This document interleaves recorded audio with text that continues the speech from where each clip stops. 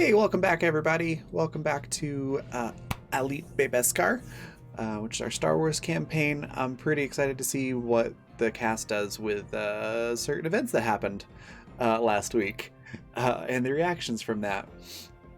Before we do the recap and dive into everything, I'm going to let everybody introduce themselves a little bit and their characters, so we know who they play and what's going on and whatnot. And we'll start with the top left. So, Vanessa, tell us a little bit about Anaka and yourself. Hi, I'm Vanessa. I am a traditional artist. I work primarily in watercolor and pencil sketch, and recently a little bit more digital as well. If you'd like to take a look at my stuff, you can certainly do so at my art Twitter, which is @PepperoDraws, and that's Peppero like the candy. But I play Anaka, and she is a Togruta Force user. She's a dark Force user, which is really interesting. I was super excited to put together a not so nice character.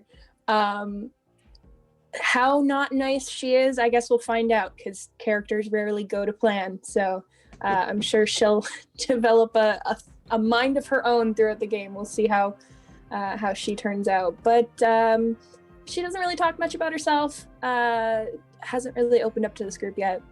But what I will say is that she does have training as a Dark Force user, and she's currently on the path to, I would say, maybe a little bit of revenge, which is her primary motive for joining this group, and the reason why she's kind of putting up with working with a bunch of Mandalorians, I guess.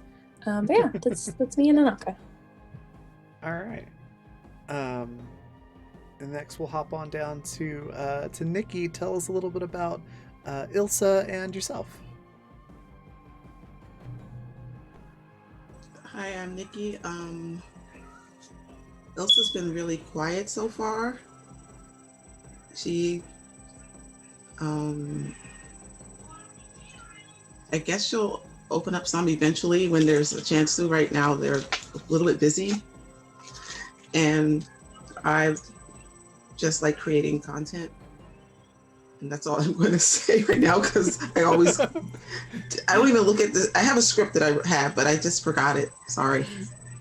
No worries. Fantastic. Next we'll hop up to Matt. Tell us a little bit about Jai and yourself. Hi, I'm Matt Hoadley. Streamer, podcaster, crafter, maker person, and I play Jai Soren. Just a sweet summer child, just an absolute idiot, and boy, I hope we get to see proper combat one day to watch that switch flip on who he is. Boy, he's a dummy right now though, and I love every bit of it. Fantastic.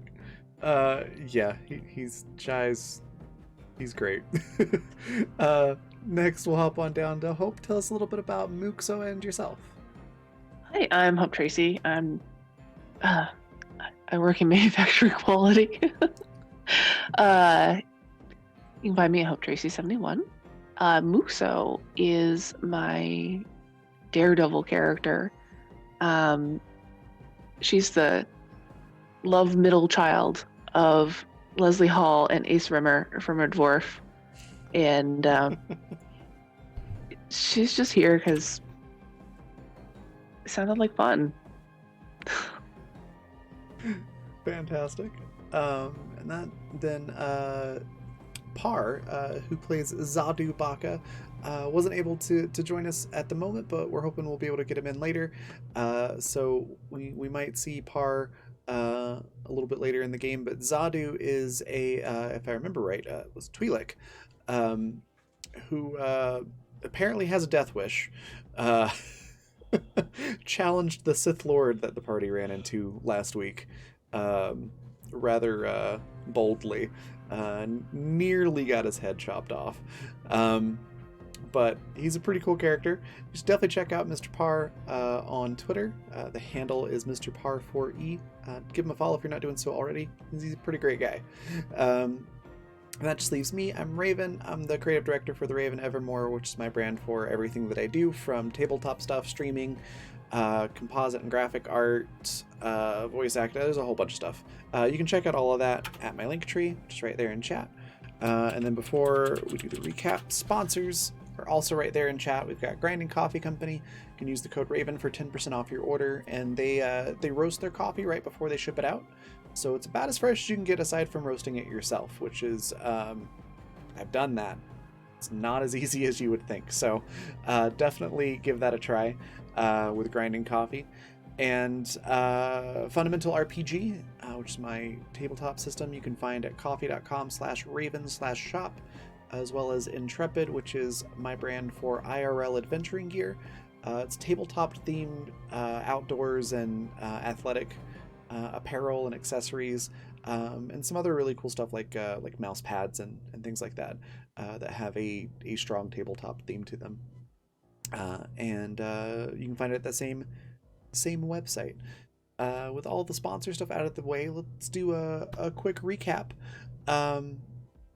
Last week, the crew had to basically had to go steal some prototype TIE fighters from an Imperial Remnant fleet, specifically the fleet controlled by Admiral Dalla. It went pretty well. not too bad. Hey, It sure went. it definitely went. Thanks so We much did everything we said we would. for and the more. donation, Michael. It's true. That's $15 donation from Michael. Thank you so much. Dang. And crits for the GM. Thank you. I definitely won't do anything bad with those. I don't believe you. That's probably wise. So that'll be fun. But yeah, it went surprisingly well. There was legitimately not any real combat, which there very easily could have been a ton of combat. But the crew managed to sneak aboard, steal some of the TIE prototypes, destroy the rest, and then Zadu, in trying to create a distraction, stumbled upon a Sith Lord who had, I believe it was 12 different lightsabers on their belt, and they were able to use all of them with the Force, wielding them in very interesting ways. So they never actually held it in their hand, but they were floating around and doing stuff, and it was very scary. Zadu very nearly died, but was let go so that he could give a message to Anaka that the Sith Lord noticed her and would be in touch. So that was scary, but everybody got away, and at this point we're kind of seeing everybody flying to their rendezvous point and meeting up. We're gonna say that Zadu got held up a little bit, considering he had to go to a different hangar, find a different ride off the ship. He did get away and has messaged to the rest of you that he will catch up. Yeah, I think that's where we find ourselves. So we made the jump to hyperspace last week. So I'm going to say we'll start at your rendezvous point, which is going to be just some point in space near Tatooine. So you're all still in your spaceships. What's the conversation? What's your reaction to what just happened? Whew, that went well.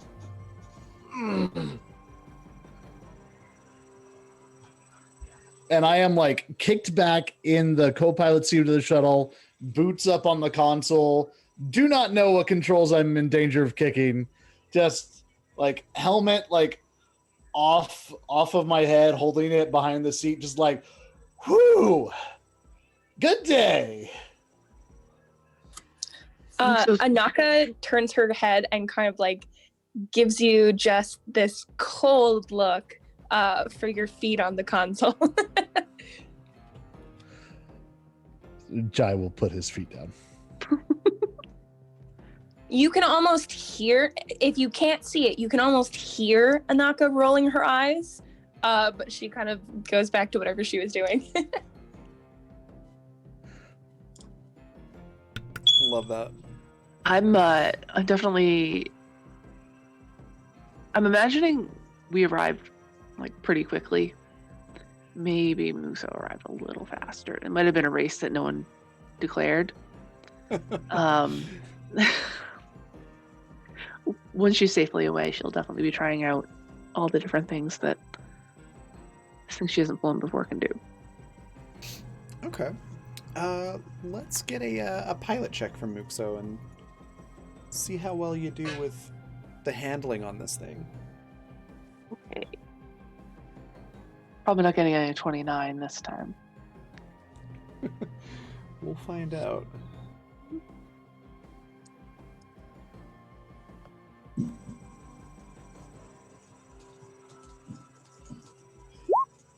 $17. That's decent. Yeah, you're able to put it through some of its paces. It's definitely more maneuverable, despite having the added heft of deflector shields and a small hyperdrive. And I imagine probably flipping through like schematics and stuff in the console, and you find out this is the TIE Defender Mark II is the name of this particular vessel.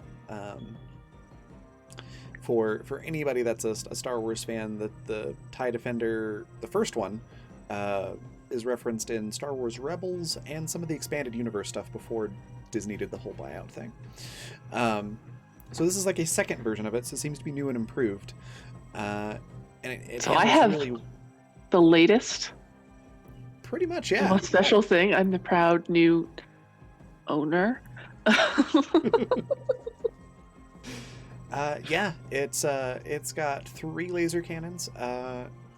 So it's got some heft to the firepower. It's very maneuverable, and like I said, it can go to hyperspace. You've got some deflector shields too. It's I'd say right up there with an X-wing in terms of firepower, defensive capabilities, and hyperdrive. But it is a little bit more maneuverable, so it's got a leg up on the X-wing. It's also really, it's hot. Like, it's not like I can actually go cruising around in this and show it off. Yeah, there is that. That regret is definitely warring with the, oh my god, this is so cool. Like, he's just pushing. You can't. That's keep fair. It. I think, given Muxo's background, you might have gotten a chance to fly a B-wing at some point, and if Muxo has, then it would feel comparable to that in terms of just maneuverability, firepower, just quality of spaceship. It's a really solid fighter.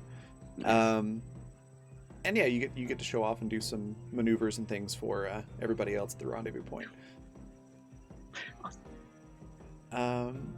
So we've got Muxo and one of these TIE Defenders. Ilsa, you've also got one. What is Ilsa's reaction to having this really fancy, state-of-the-art TIE Fighter?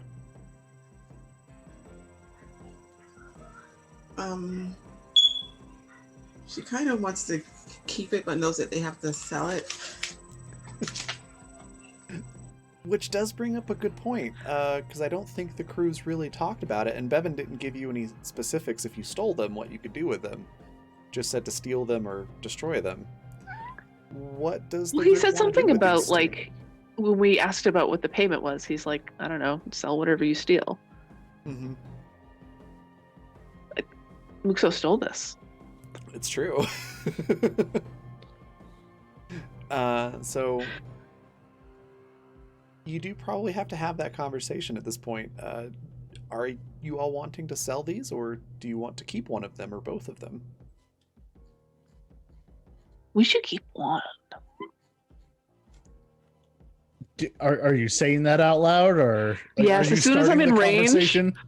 As soon as I'm like, I hear like the faintest crackle of anybody's voice, I just say that, just like that, like no context, nothing at all. We could keep one. You are very nice. Where are we gonna keep them? Do we need to go steal a ship? Yes. Someone call Bevan, see if he knows where there's a ship we can steal. If we steal a ship, can we keep both? If it's big enough to hold both, I don't know why not. And he looks at Anaka and like hands up for a high five, like, yeah, heist? Uh-huh. She does not, in fact, return your high five. Oh, he's gonna get his high five. Wanaka, you know him better. You should call him.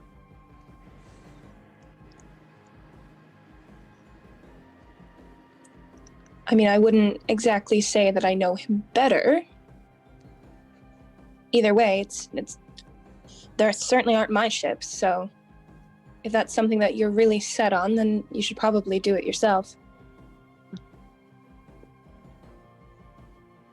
Do we have his comm? Yeah. Do we have his phone number? You do. You do have a way to contact Bevan. I'm Still gonna on like Tatooine. I'm gonna like scramble for the shuttle comm link and just like mash it in real fast, and then like try to set up like conference call with everybody at the same time. Okay. Just for kicks and giggles, give me a use computer check just to see how well you do with this. You know, thankfully, I say this knowing that it's going to curse me. I'm supposedly good at this. I hacked a Star Destroyer last time. That's true. Yeah, I'm pretty good at this. Oh yeah, you've got like the holographic video thing on the conference call with everybody, and like noise canceling, and you've set up closed captioning as well. Like it's. You got almost like a drone's eye view of the TIE fighters. Yeah. I got everyone's subscriptions to the new internet XM radio. Yep, and the pro version of Space Zoom. So yeah, you make contact, and Bevan does respond. So you see that familiar helmet come into view, and he just goes, "Oh, that was fast. How'd it go?" We blew up a ship. Well, that was part of the job. That's good. Did you get them all? How many did we get? You blew up a dozen. Like blew up and or stole a dozen. Are you moving the goalposts? A bunch of them. We got a bunch of them. I think there we're should have flying a been- couple. Jai, is there somebody else in your group that might want to jump in here? No, Anaka didn't want to talk to you. We want to know if there's a ship we can steal to put these ties in because they want to keep them. Anaka didn't want to talk to I'm dying. I mean, fair. There's Am I wrong? Musa's still wearing her helmet, but she somehow makes her body language just like kind of like pick up a little bit. Like... Oh my god. So Bevan, without skipping a beat, goes, "I didn't want to talk to the Dar Jetty either." And then would you say, can we steal a ship to put these in? There's a pause, and then an audible sigh. I mean, sure, I'm sure I could find a job like that for you. But it's important to know, did you destroy and or steal all 12? Oh, there were only 12? Yes, absolutely. We did a good job. Fantastic. That's all I needed to know. Well, old Red's probably going to be seeing Red after that. Did you run into any complications, any problems that I should be aware of? No, it went great. I made a bomb. Great, Jai. That's great. Have Good you job. ever flown one of these? It's awesome. I have not.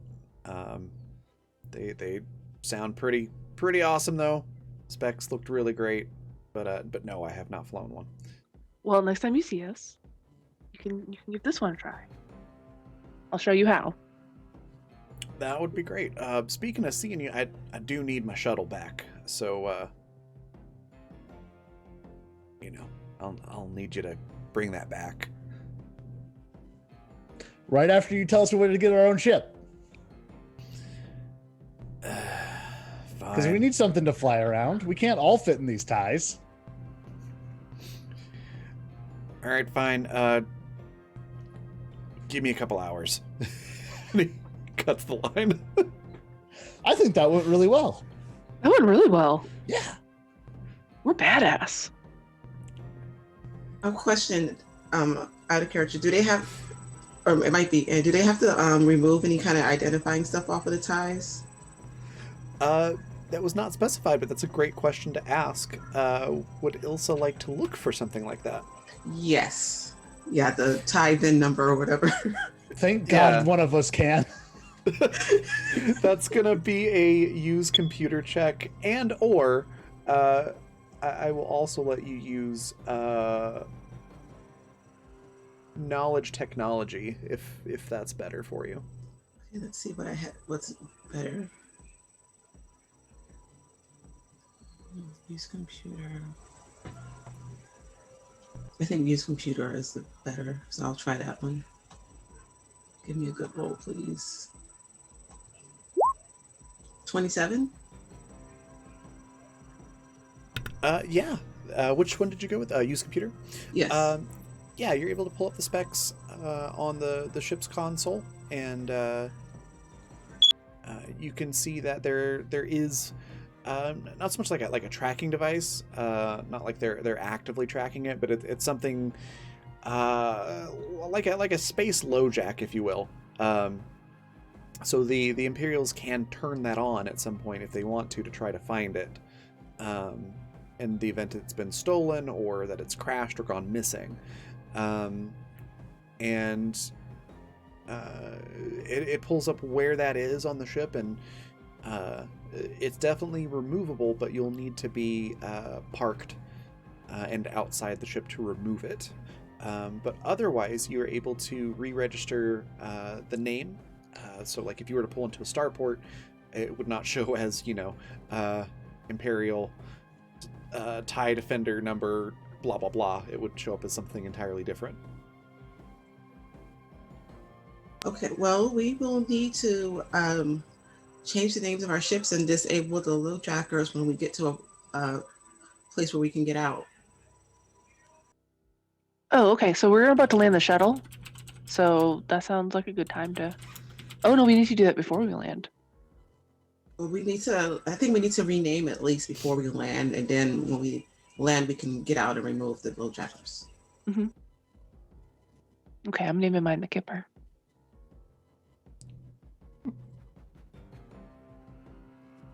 So if you get in a bit of a scrape, will it then be the Scuffed Kipper? The what? The smoked Kipper? The Scuffed Skipper? Oh. Or Kipper, rather. All right. I'll be a Kipper. I'll be back for breakfast. So, with that in mind, are you going to land first and deal with that, or are you going to just wait for Bevan to get back to you first? Elsa's renaming her ship first, and I'll let you know what that is shortly. Sounds good. All right. Well, we'll say a couple hours pass, just sort of chilling in space, renaming the TIE fighters, getting a plan together to. Is there any remove kind of those- check for that? For chilling in space, no, there's not a check for it. For renaming our ships convincingly. Oh, yeah, it was use computer, which Ilsa already passed. Oh, so good. Okay, good. Yeah, you don't have to roll again for it. I was busy Um, tattling on us to Jay. Oh. So, yeah, after a couple hours pass, there is a comm signal incoming from Tatooine. Who answers it? I ask, already knowing the answer, probably. Hi. Yep. Yep. On the other end, you see a very short Mando. It's Utini again. Yes. And see if I can get the voice down. Yeah, so Bevan said you were looking for a ship. Yeah. All right, so there is a 1 second while I remember what the name of it was. I have it saved. Just gotta pull it up. There it is. Alright, so I've got a Wayfarer class freighter that, let's just say it belongs to someone who probably deserves to have it stolen. There are some security... Thank you! Thanks so much for that gifted sub. Also, hi, Ray. He says, so there are some security issues that you'll want to be aware of. It's guarded by some stormtroopers. Whether you fight your way in or sneak your way in, I don't really care. But sending the coordinates now, you can go ahead and steal that. But again, we really need that shuttle back. So if you could land here first, I'll pass off the coordinates then, give you the details. You can go, knock yourselves out.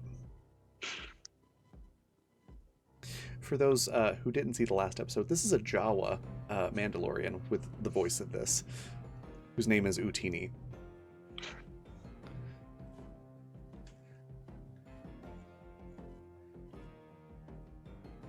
So he just sort of sits there, waiting for a response. I guess we're landing. Yeah. Gonna get a ship. Gonna get a ship. And that is what he says until we touch down. At some point, Musa mutes him. Like, she's excited. If you think you're going to get away with saying that all the way to the ground, you are sorely mistaken, friend. Anaka returns to just the most frigid look that she can muster.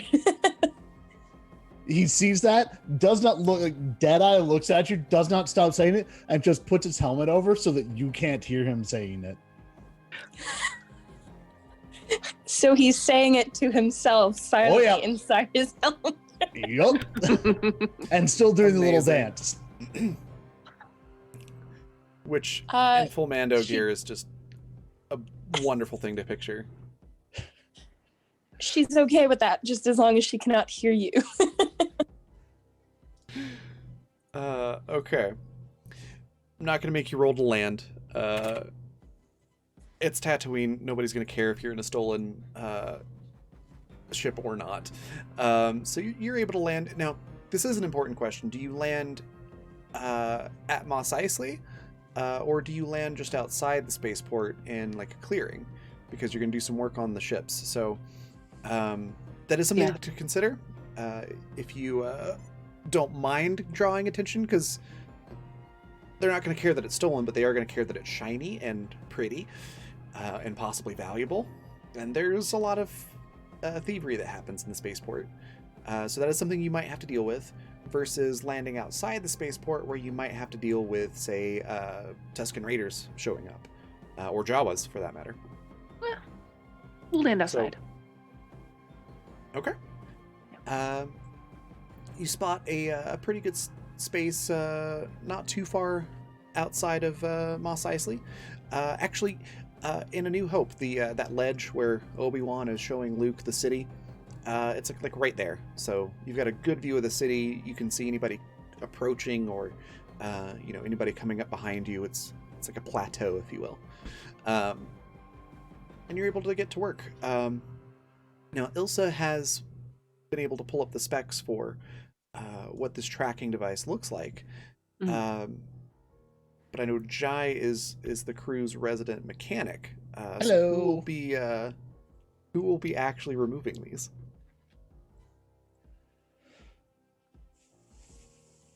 I can. I would like... Yes. I'm Yes. capable in mechanics, but I would prefer an expert. I am more than willing to do this. This is the job my bow is designed for. Okay. That and shooting real far. I will be Yes. checking your work. That's fine. All right. Well, then let's have Jai make one mechanics roll. We'll start with Ilsa's TIE Defender. I have a question. Since Ilsa already figured out how, if she like talked me through it while I was doing that, would that help me at all? Yeah, I'd let you have advantage for that. Also, Yeah, she quick definitely note. will do that. Okay. Also, quick note. Ray gave you 2d6 to the cast, specifically for Jai to use. But they're in the cast pool now, so y'all are at 3d6. Here's hoping I available don't to need use. them. And you have force points as well, which you're gonna all level after this session. Spoilers. So force points are use them or lose them. So feel free to throw those in this session. All right, roll 1 and roll 2. Well, gee, I think I'll take that 26. Yeah. All right. So with a 26, yeah, you're starting to take it apart, and it's going decently well. But you get to like a spot in the process where there's a blue wire and then a light blue wire, and you almost cut the wrong one, and then you hear Ilsa shouting out, no, the light blue wire. That's kind of how it goes, and eventually together you get the thing out of there. And so yeah, now Ilsa's is Imperial Tracker free. Nice. She's going to try to scuff it up some too, since after that's done. Nice. Okay. Let's I can't remember, is there an artsy type thing in this? No. Okay, I won't make you roll for it. You're able to like weather it however you'd like. And then for Muxos, I will need another mechanics roll, and I'll also let you have advantage for that one, since you just barely finished taking one apart. Okay. Carefully, I'm not scuffing mine up. Well, I think I might go ahead and use some force magic on that. All right. Yeah, if you'd like to use a force point, just add a d6 to it, basically, and you can spend as many of those as you would like. That gets me to a 19, but I'm going to spend a second one. Yeah, so I got 25 then is the total. 25? Yeah, that's I pretty would much what prefer you to not needed. have this blow up in my face. Yeah, that's what you needed. You confused the wires again, almost cut the wrong one, and and walked yourself through the steps. So it took you a little bit longer to do this one, but you eventually got the tracker out of there, and everything's fine. You weren't intimidated at all. Musa wasn't being intimidating. I mean, who do you think I was talking about blowing up? It wasn't the ship. The ship knows better than to blow up on me. Okay. So And we're going to do Zadu's as well? I believe Zadu actually stole another shuttle, Oh. Oh, if I remember right. Oh. okay. If I did not remember right, then We'll deal yes, with it's it later. another TIE Defender. I'll have to ask him when we talk to him. But either way, it would have one of those trackers, so it's a good idea to take that off. Okay, well, whatever vehicle it is, we'll do that too. 20, 24. Close enough. Yeah. All right. I'll get take that it off close there. enough. So now you have these 3 Imperial tracking devices. Do you do anything with them, or do you just like leave them here? Can I make it so that they're not actually like working right now? Like depower them? Or did Yeah. that happen We when can I took plant them them off? somewhere. They do have independent power supplies, and it's easy enough. You can disconnect that without needing a roll. I'm going to do that, and I'm going to hold on to these. Okay. Mhm. I don't know for what, but I'm holding on to them. All right. We've only Uh, just begun. Go ahead and add those 3 Imperial trackers to your inventory, and they weigh probably about, they're not small, probably around, let's say, 5 pounds each. Okay. So you can throw so- them at somebody if you run out of charges on your blaster. It's true. They're a little hefty. But once I you bet do it a get your few ship, rough you can just travels. leave them on there if you want. Nice. Okay. So now that you've done this, I presume you make your way to Mos Eisley? Or are you going to go somewhere else and just, steal Bevan's shuttle? I mean, could we just tell him it's here? Theoretically, yes. I mean, technically. But Utini is at the spaceport with the logistics, and he's waiting for the shuttle to give those to you. Okay, right, let's so go to we the should go spaceport. into town then. Yeah. So the next question, who all's going? What vehicles do you take? And if you leave some behind, are you leaving them guarded or unguarded? Oh, now that we're not working for hours on these, we can take the Kipper and the other two. Okay. So taking all the ships in, basically. Mhm. All right. You're able to go into the spaceport. There's a docking bay that'll fit all of them at once that just happens to be empty. Mhm. And it's a Rhodian that's sort of the foreman for that particular bay. And says something in Rhodian that I'm not going to try to imitate because I value my voice. But either one of you knows this or there's a translator droid somewhere around that relays it, and he's asking you for 50 credits for the docking fee.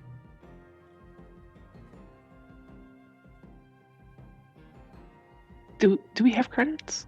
Yes. Everyone should have started with some yes. I will how do cover I know it how because many? I know what I have. I have that available. Okay. Okay.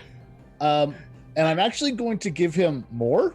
I'm going to give him 100 credits Okay. and just be like full Mando gear. Like I'm gonna pitch my voice down a little bit. Just like no one lays a finger on the ships. The Rhodian, their eyes don't really get bigger, but if they could, they would. There just seems to be this extra glint in his eye as he looks at all these credits and nods emphatically and says something, and again, a translator droid comes back with a very monotone version of that, just saying, "Oh yes, absolutely no one will touch these ships. Very much appreciate your business." Right, so someone's gonna try to steal our ships. I say over our comms, to the groups, someone's gonna try to steal our ships. I don't feel too great about that. You want me to stay here? I don't know. Do you want to stay here? Well, I gotta show Bevan how to fly this anyway.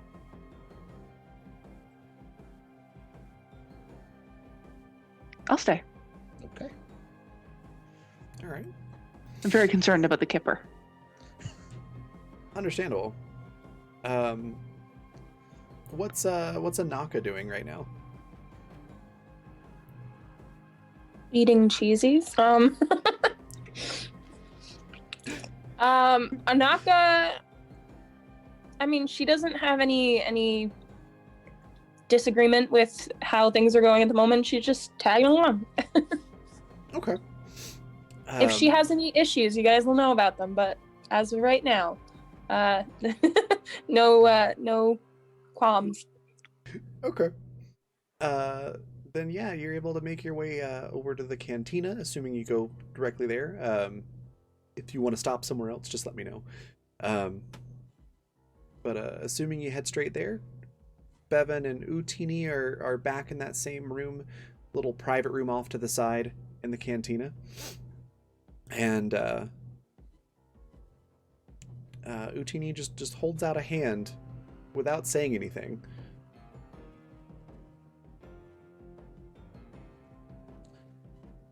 Jai looks at Anaka. Did you bring the keys? If Anaka wasn't Anaka, she would just give him a high five or like do a little secret handshake with his hand. And I'm so upset that that's not the type of person that she is. I was hoping that Jai might do something like that. I think Jai actually is a little bit afraid of Utini. Fair enough. I think Jai understands what the pecking order is, and he's not above that. No, Anaka does return the keys to the shuttle. Utini just puts it into like a belt pouch and hands you a data chip thing that could go into a data pad, and says, "All right, thanks. Glad you brought the shuttle back. Here's the details that you'll need to go steal your ship." Anaka just gives a small nod in return. Cool. Sorry, I just saw chat. J belt pouch equals space fanny pack. You're not wrong. One is eternally in style, and the other isn't. And I'll let you figure that out for yourself. Yep. So with that, he turns around, goes and sits back down, and enjoys another tasty beverage with his space crazy straw. This one is a different color, and makes little like water fountain noises as the liquid travels up the crazy straw. It's a new If I one. hear that through their comms, I'm gonna say, Jai, Ilsa, I don't care. Something? Is that a new straw? No, same one. Okay. All right. Bevan gives you all a nod, behind the helmet, and says, "Well, good luck once you get the ship and your ties loaded on there. I'll have some more work for you. Right now, I'm trying to figure out what Dala's move's going to be. We need to see if she's going to go after Admiral Pell. Your little mission was successful enough, convincing enough, I should say. And depending on that, that's going to be our next move. So, go have fun getting the ship. Don't, die, I guess. And we'll talk soon." And he goes back to reading a data pad. Sort of like ignoring you all now. You got it, Bavoda.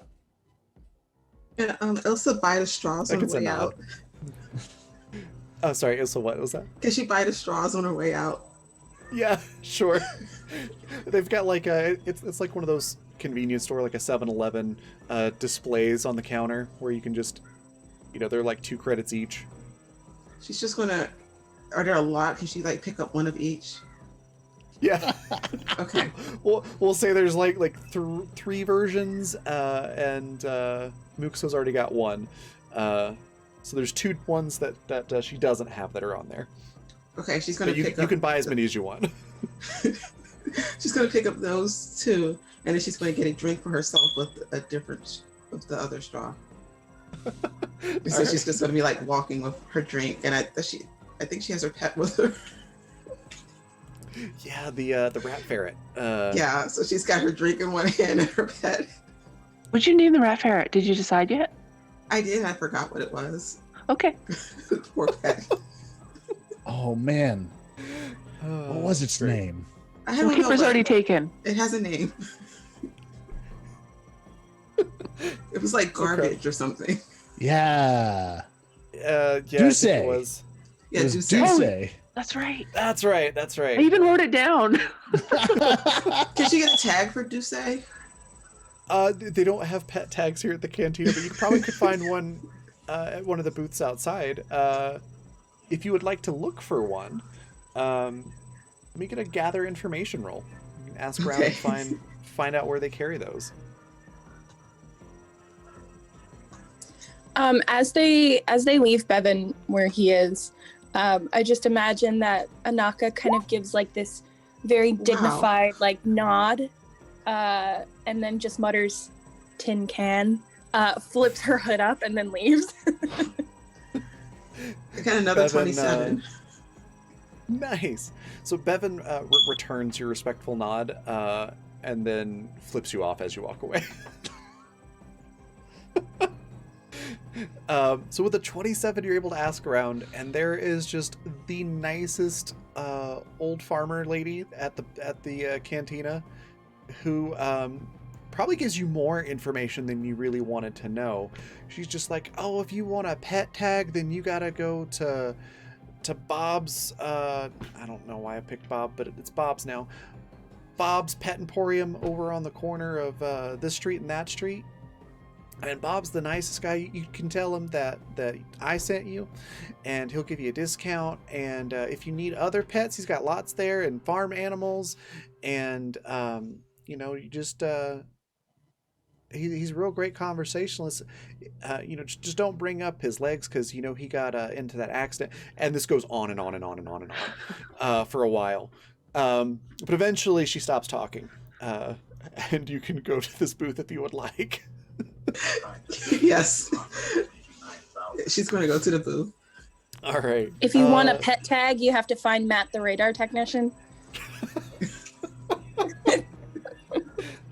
Now that you mention it, Matt might show up at some point in this game. We'll see. Oh, please do. How I do miss Matt the radar technician, my favorite. But yeah, you get to the booth, and sure enough, it's Bob. And he's just this old, gruff-looking human with he's got like a droid leg on his left leg, just below the knee, and which you're able to figure out is what the old lady was talking about. But he just sort of grunts, and you're not quite sure what that lady was talking about because this guy seems rather gruff and terse, and not very conversational in the least. So you probably get the impression that she's the one that's really good at having a conversation, and he just puts up with her. But as you approach, he just kind of grunts like, "What do you want?" I would like a name tag for my pet.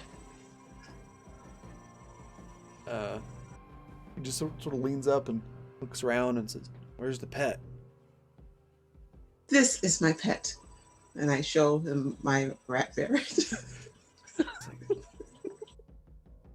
He just sort of leans closer like, "Ma'am, you do know that's a rat ferret, right?"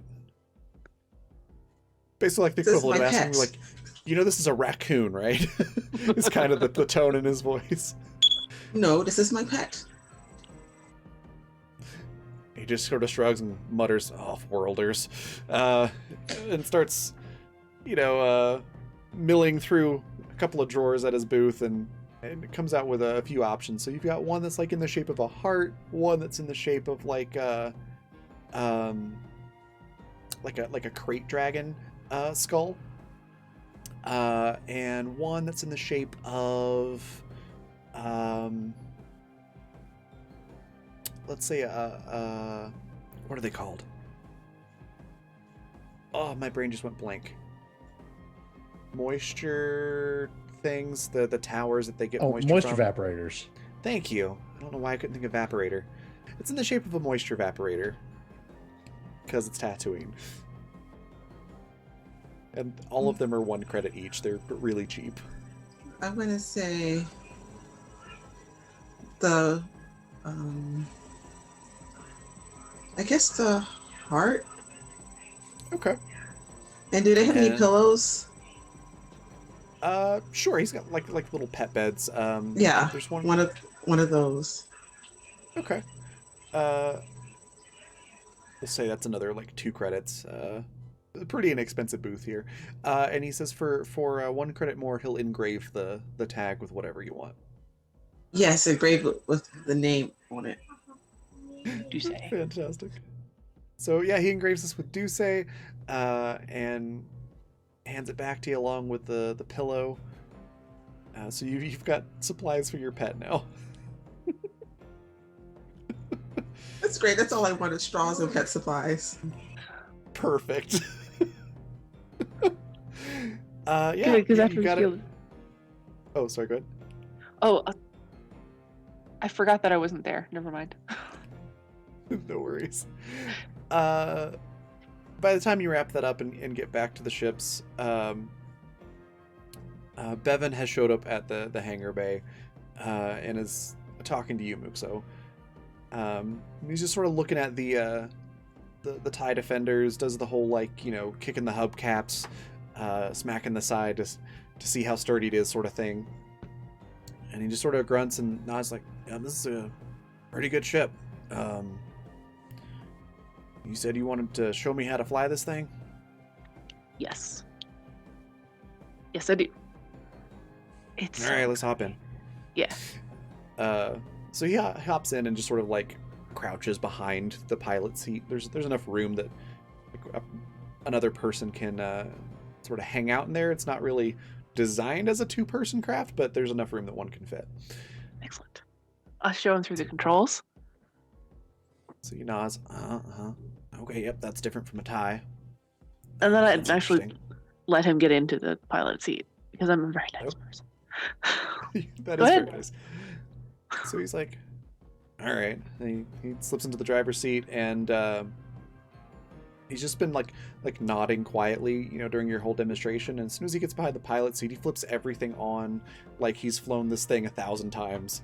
As he's setting And- things up, I'm actually sticking the straws, the straw that I have, in a place that's almost like a thing. Mirror. Okay. Yeah.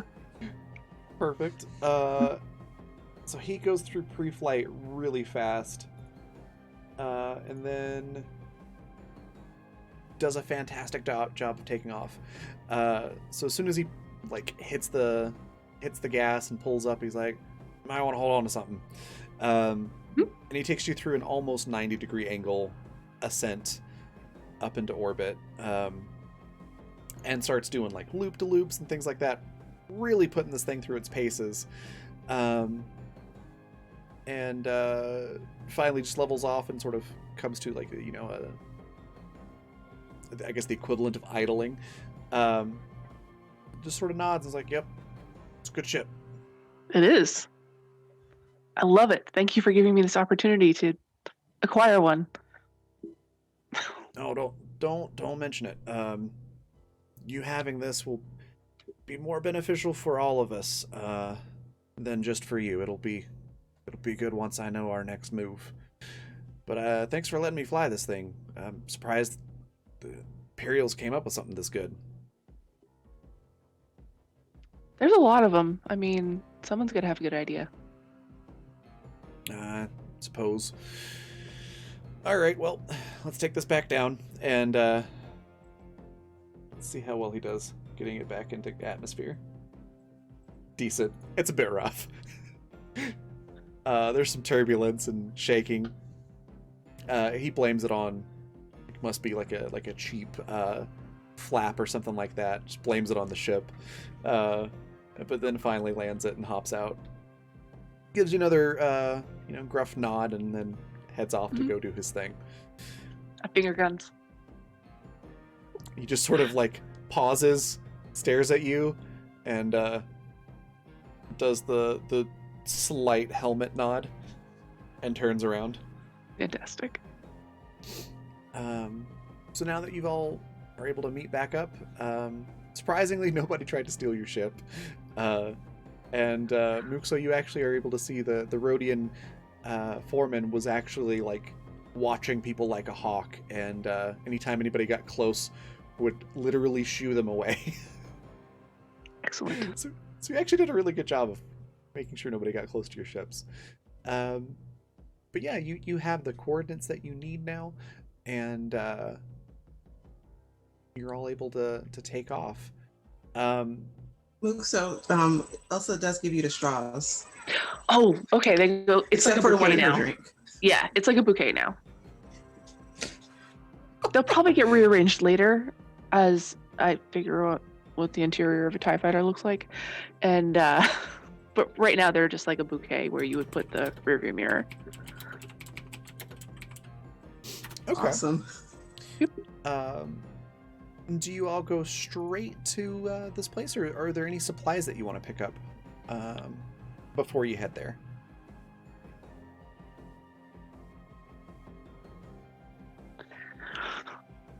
Let's go steal a space boat. Just go straight in.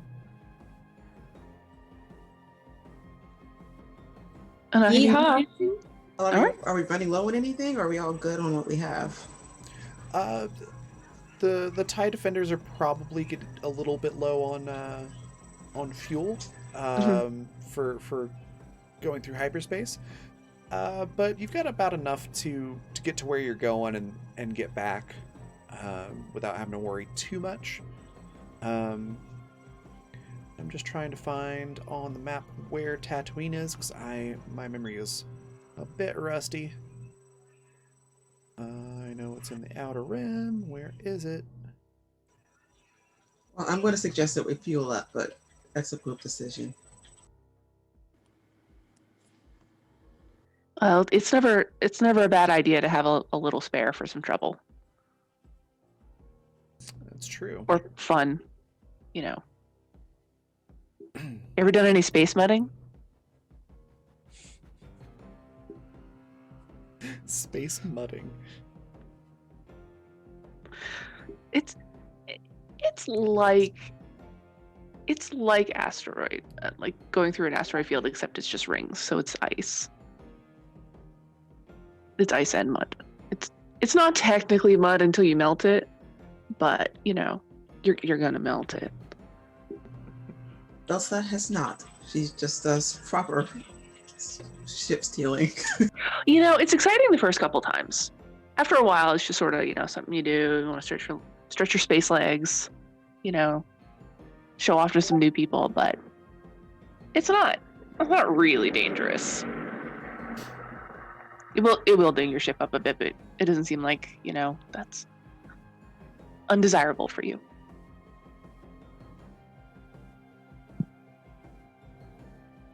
All right.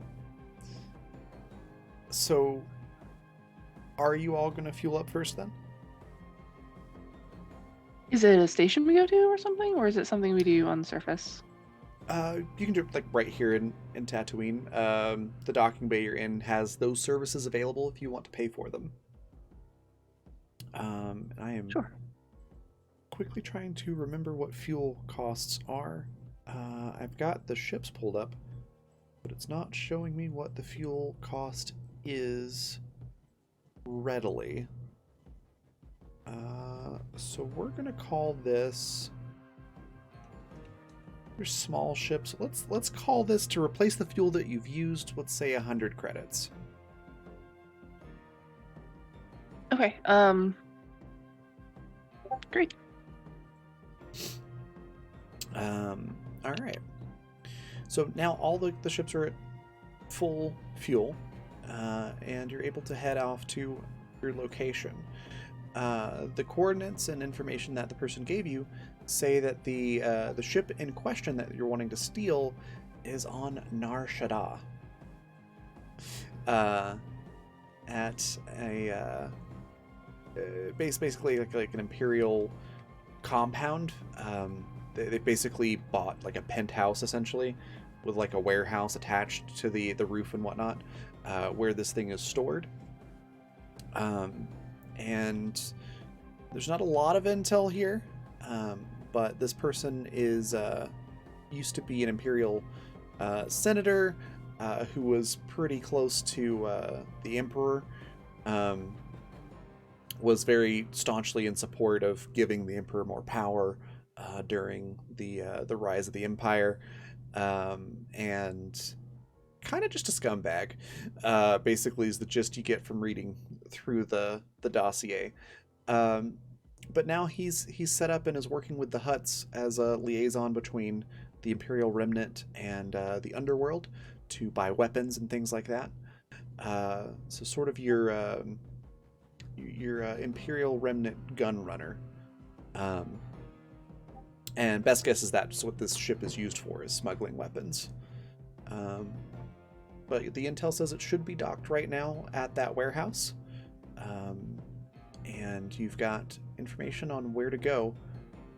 on Narshada, or Narshada, however you pronounce it. So assuming you head straight there, it'll take a while to get there. Probably a few hours just riding in hyperspace. Yeah, but Anaka is free of Jai for all of that time. Nice. Except in comms. I was gonna say, is she though? Because if you're taking another, I We're guess it just depends on all it. shoving If into Zadu, TIE fighters, right? Oh, that's true. So who's in what vehicle? Let's assume right now that Zadu has another TIE Defender, just because I can't remember. Yeah, So you you've were really into the drama at the moment, so you did actually say TIE fighter. Okay. All right then. So he's got one of those. So who's in what vehicle? I should say. We know Muxo and Ilsa are driving one. Zadu's driving another, but Anaka and Jai are gonna have to catch a ride with somebody. So who's in what vehicle? Anaka will go with Muxo. Excellent. And I'll You're gonna hop have a in with good time. Ilsa then. Okay. So Anaka doesn't want to have to deal with that pet. She already killed one. That's enough for her. No more pets. That's fair. This pet is being really spoiled. It sounds like it. So is there any conversation that happens? You've got a few hours to kill. You're cramped into these, TIE defenders. Do you have Ilsa any just wants discussion no or mess. plans? Ilsa just wants everyone to stay neat. No messes in hers. You're the one with the pet.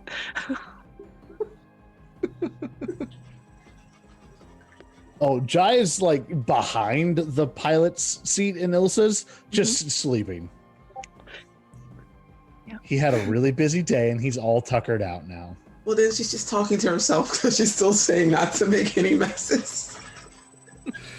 Okay. How Like, about before he falls asleep, he just like does a thumbs up over the edge of your seat. Great. That's funny.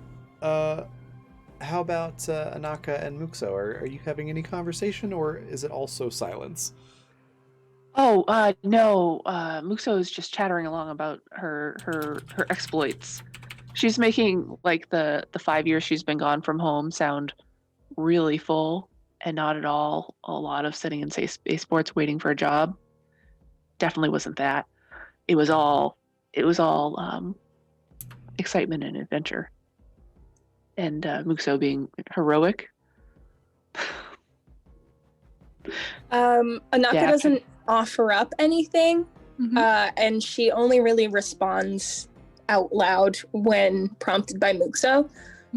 So just like an acknowledgement that she's still listening, basically. But she doesn't offer up anything on her side.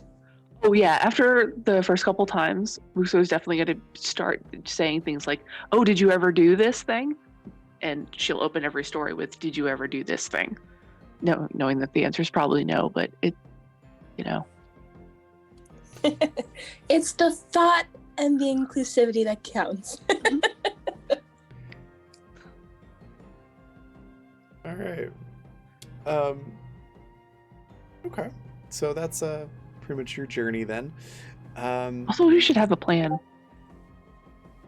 Probably. Plans are good. That's going to be, if no one else proposes one before they get there, about an hour before they get there. She's going to be like, she's going to do that. Like, we should probably have a plan. Or to calm, right? Yes. Okay, so she'll hear Elsa telling, saying, no messes, don't spill this, don't get any dust on that. Just like talking to herself. So there's a warehouse and a ship. Oh, yes, that. What's your plan? My plan is to get us there and get us out of there. Yes, but what's the rest of it? I don't know, Anaka, do you have anything? You look like a planner. I look like a planner?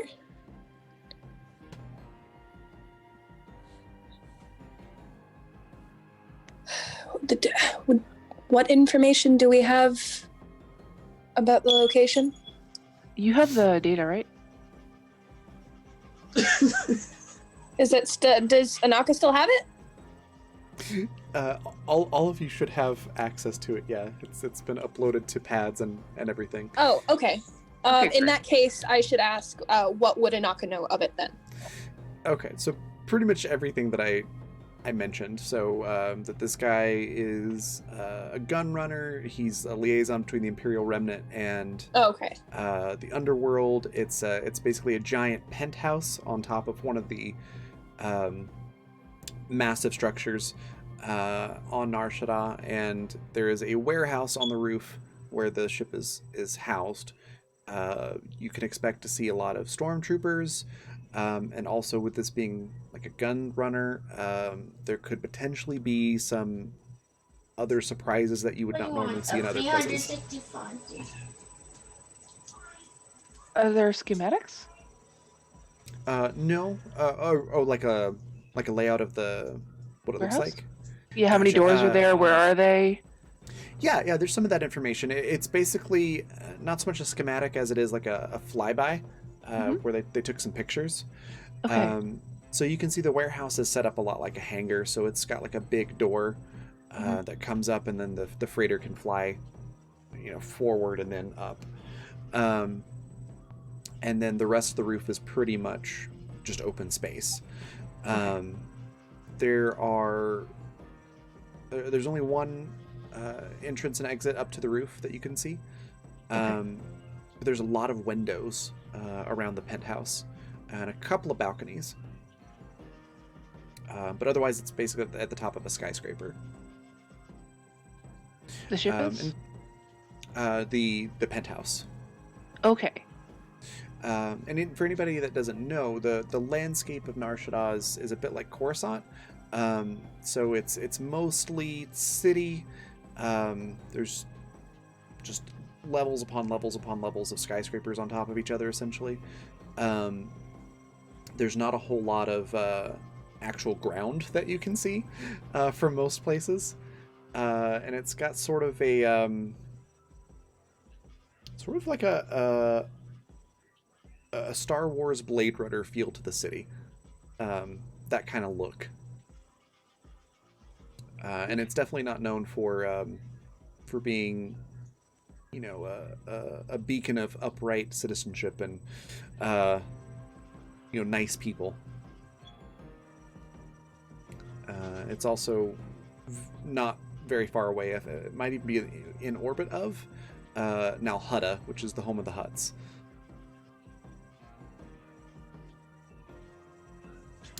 So that's kind of what you're going into. Lots of entrances. Potentially to the building as a whole, yes. Okay. Do you want to go from above? If you can get me close enough to it, I can probably pinpoint exactly a little bit better what exactly we're dealing with, I suppose. Okay. So when we arrive, you want me to swoop right down? I mean, try to do so tactfully, but yes, I can try to see what we're dealing with. It'll be like butter. Don't worry about it.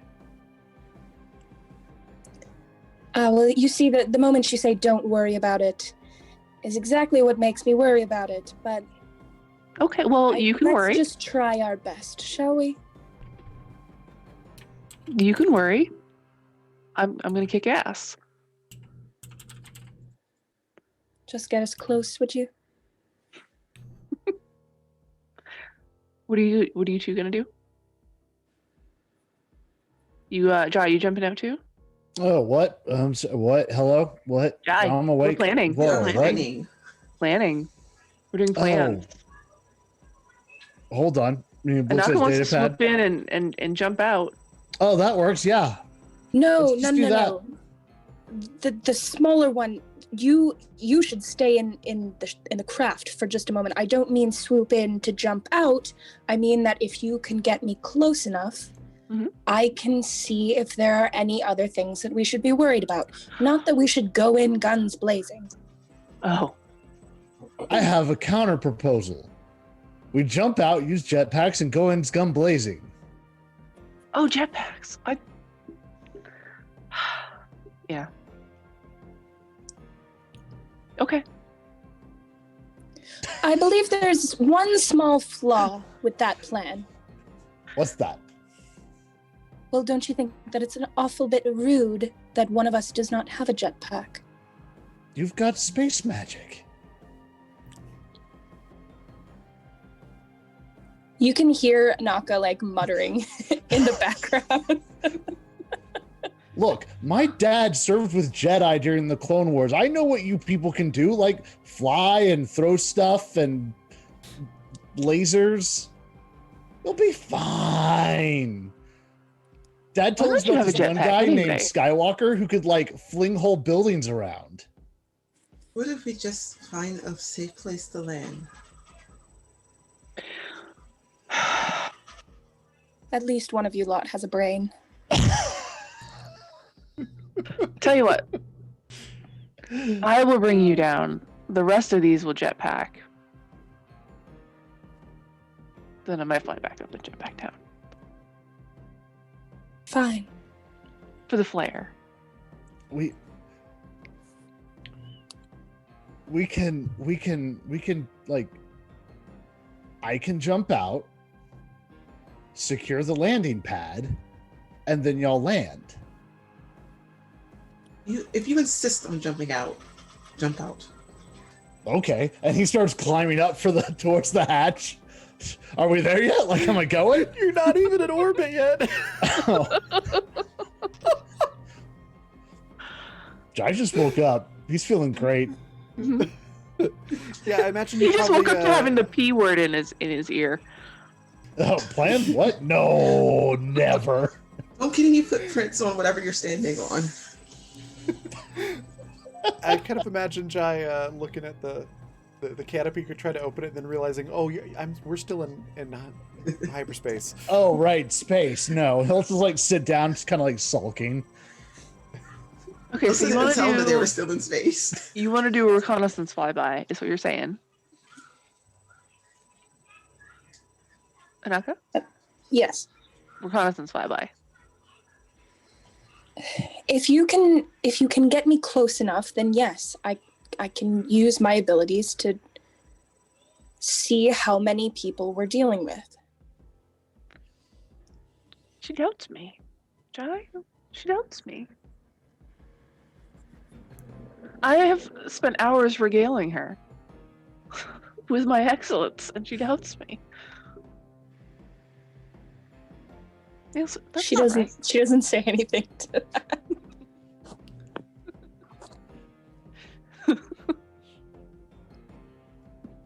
Does Jai have a reaction to that? Oh, just to that? No, Jai is sulking because he got woken up early and there's nothing to jump out of yet. Okay. All He right. is dead set on plummeting to his doom if things don't go well, and he is mad that he can't. Oh my And the god. pet, like, try to walk around his legs or wherever he's sitting. Just like 2 seconds later, he's got the pet in his arms, just going like, "At least someone cares." Switch off All comms. right. Then after that, the well thought out plan. What's a plan to plan more? Yes. There's lots of moving pieces. We just got to be in motion. Mm-hmm. Mm-hmm. Yep. Keeping it real open and flexible. We gotta look at it first. Yeah. I thought our yeah. jetpack plan was pretty good. Yeah, sounds good to me. Listen, at least nobody suggested a corpse cannon. All right. Yet. Yet. Yet Give we it don't time. even have a corpse yet. Have you seen these sweet ass lasers I got? I didn't know that was an option, but now that I do, oh boy. Anyways, yeah, you eventually reach orbit, and as per usual, you're greeted by, somebody on comms asking you why you're here. Do you need a docking bay? Just air traffic control. What do you tell them? Shopping. All right, so shopping. Then you're gonna need. Well, are you shopping or are you shopping? Because that'll be two different districts, and I need to know which one to send you to.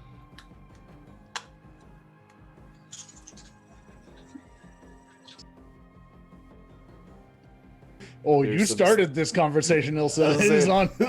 There's some static. Are you still there? I think I may have lost you.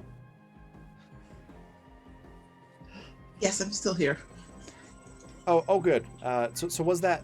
Did you need like the retail district or the more the retail district with more shade, if you know what I mean? I would like the district with more shade, please. Right, for those shady products. Got it. So you're gonna head over to. Let's see here, and you hear like a couple of pages rattling, as he's obviously looking through like a clipboard or something like that. All right, so it's gonna be landing pad 92. You should be receiving the map to that now, and there's a little bloop bloop noise, and all of you can see where this landing pad is, and it's about a good solid 2 blocks away from where this penthouse is.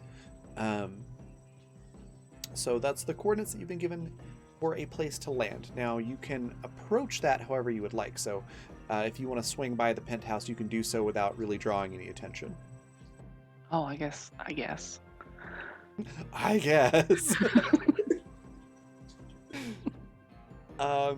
But if you are trying to fly close enough to the penthouse to get a good look, I will need a pilot check from everyone flying. Well, are we all landing at the same time? Well, I suppose if not all of you are trying to get a close look, you can just do one person, but I assumed everyone would want to take a look. I mean, a 20 is not great, right? It's not terrible, but it's not. I will add a force. Okay. 25 is pretty good. Let's see what that force point puts you at 24. Close enough. Yeah, but I wanted to show off. Cat hair on my face. There we go. Yeah, unfortunately, it's too tight of an area. You want to show off, but you start to feel a little concerned that you might run into a building or something. So it's a pretty whelming, normal flyby. But it's close enough that, yes, Anaka, if you wanted to use the force to try and detect how many people are there, you absolutely can. And anybody else that's doing this can look out the window and do a perception check to see what you notice. I will do that.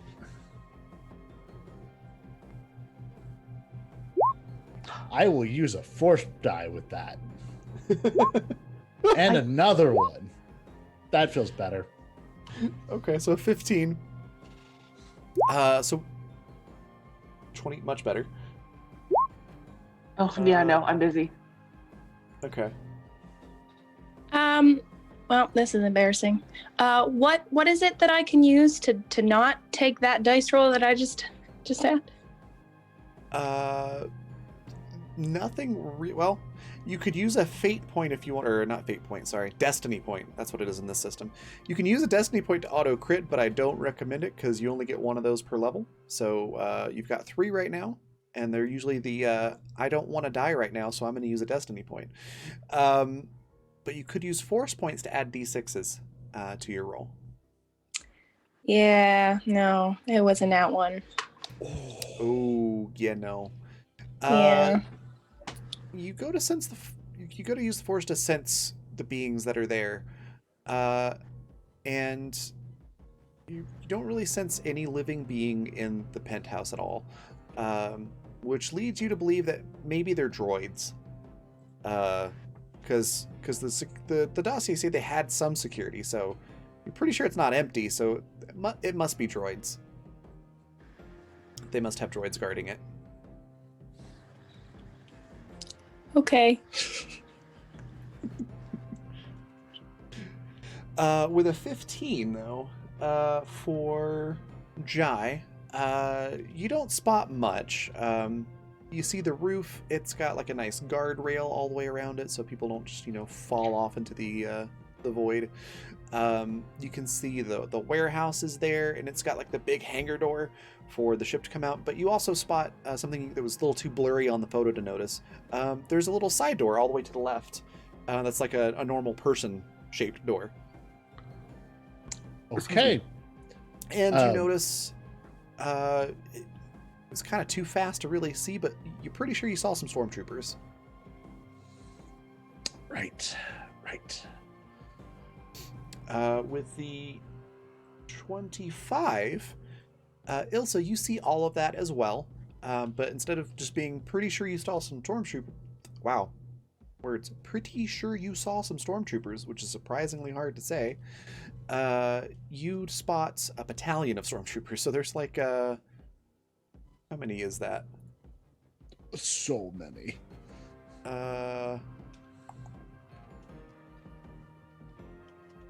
Where's it at? It's more than a few. Put it that way. Like 20? Like a dozen. Okay. I'm looking at the stats right now for it. It doesn't say how many there are, because this is a battalion is listed as a single unit in the book. But looking at its hit points and stuff, it's probably more like a dozen. I'm going to stay over to comps. There is a battalion of stormtroopers inside of the penthouse. All right. Forcey friend, did you see anything? Hearing Ilsa say that, Anaga kind of tilts her head a little bit, and she makes a face. She's like, I didn't sense anything in particular. It could be droids, I suppose. All right. Ilsa, bank me in hard. Is that a pilot roll? Yeah. I found a door. I'm going to use a door. Oh my goodness. You going out the hatch? Yup. And to be clear, He's these stormtroopers insisting are on it. on the roof. Just in case that wasn't clear, they're on the roof. Okay. So, culturally speaking, Uh-huh. how often would you say that someone might fly a ship by the top of a skyscraper and shoot it with lasers? Would that be like a lot of like military force all of a sudden, or would it take them a couple hours to figure it out? Most places, that would be a big no-no. That would get immediate unwelcome attention. On Okay. Nar Shaddaa, maybe slightly less uncommon, actually. Daily occurrence.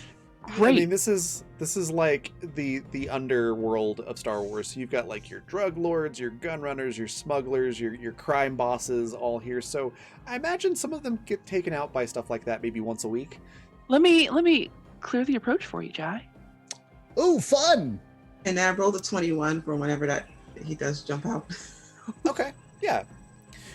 You're able to get it to a spot where Jai, you can hop out and, I mean, if you just hop out and land, it's probably going to hurt.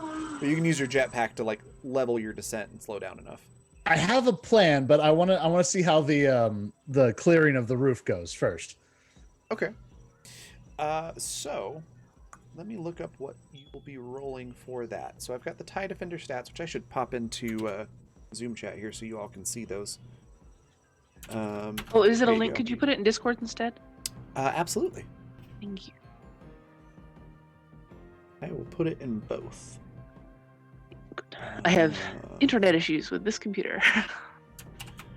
No worries. There you go.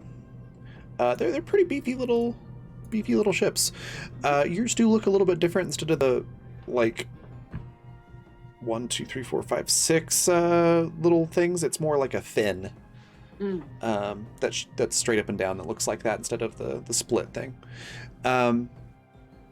But okay, so for the laser cannons, those do 6d10 times 2 damage. And I was trying to remember if there's anything that you needed to add to your roll. For hitting? Yeah, for the attack roll. Yeah. Because it's been a hot second since I've done ship combat in this system. You gave us ships. Oh, attack bonus is plus 10. Plus 10 to attack. And that replaces my attack bonus. Yeah. Okay. Okay, what do you need from me? So I'm gonna just shoot him as I go around the. Yeah, so it should be 1d20 plus 10 for the attack roll. Yep. And then what's their reflex defense? Okay.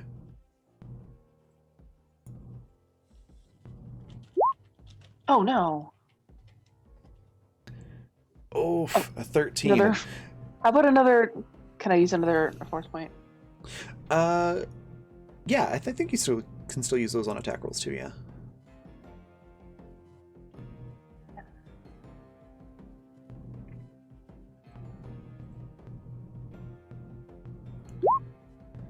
How about a 19? So 19, okay. And yeah, with the 19 that will actually hit. So go ahead and roll damage on that.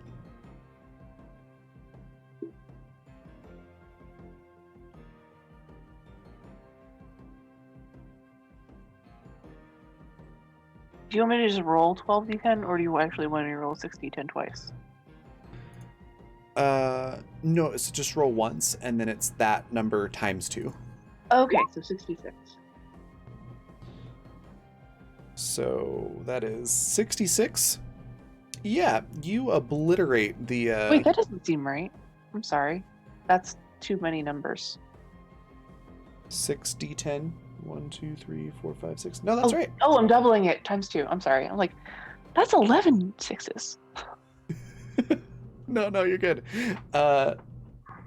So yeah, 66 damage, because it's basically like you're doing starship scale damage to individuals, which is overkill. Well, I'm trying to lower the numbers of the people. Yeah, I mean, like, just in mechanics of the game term, Yeah. it's overkill. So it yeah, you obliterate this battalion. Just they're gone. There's several that there's just not even armor left anymore. They're just vaporized, disintegrated. One of them tries to run away and gets, the blast hits the concrete and they get launched at the railing and they fall over, and there's the Wilhelm scream as he falls over. And yeah, you pretty much decimate this battalion of stormtroopers that are on the roof. Behind you, you just feel Anaka move in a little closer to your chair, and all you hear is one very lowly whispered, "Oof." Now, in response to that, there are some panels in the roof that open up, sort of the like a trapdoor. Oop, bump my microphone, like a trapdoor in the floor of the roof that opens up, and up comes a couple of stormtroopers with E-web blasters, and they start shooting at you. I bet they do. Yeah. They're From beside you, you just hear another more slightly impressed "Oof."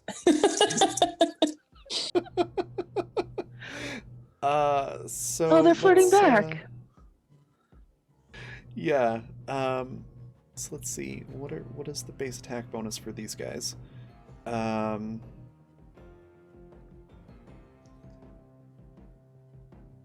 So it's going to be +8.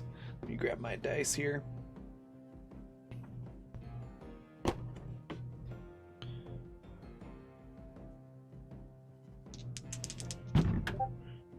Alright, so that is... Oh, rolled the same thing on both. So that's 21 on both of those. Mhm. And what is your ship's reflex defense? 21. I believe with this particular system, it is attack tie goes to the attacker. Did So you they do will both something? Annika? they will both hit. Let Mhm. me grab the E-Web blaster damage real quick. Mhm.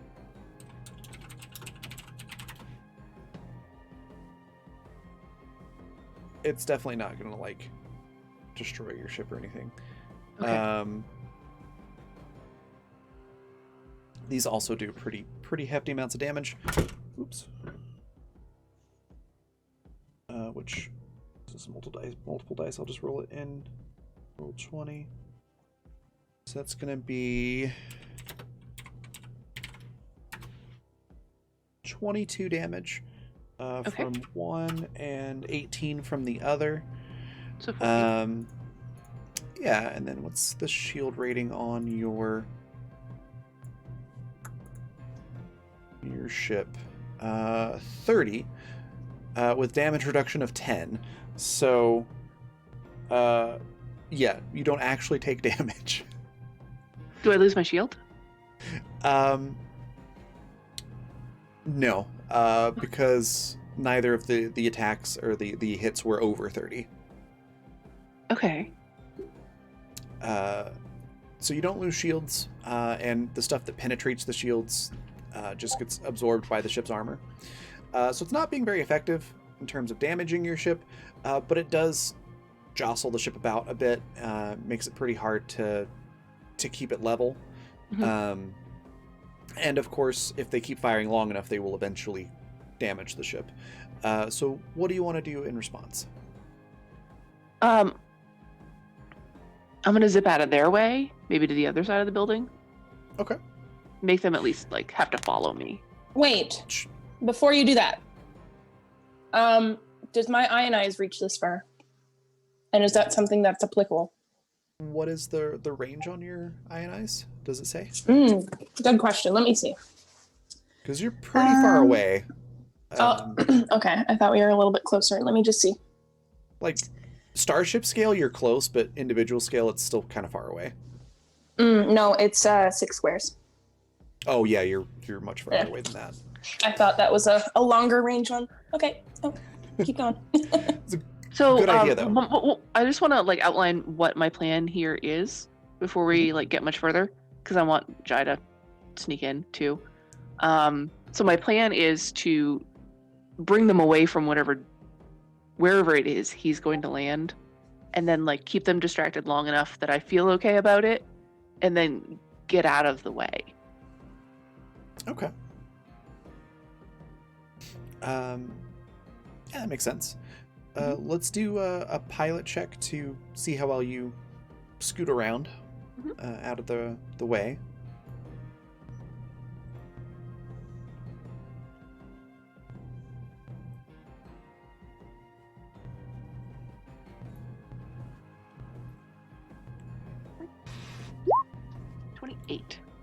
Yeah, you do a pretty good job. You're able to actually be a little bit fancy with it. You can do some flashy maneuvers to get over there if you like.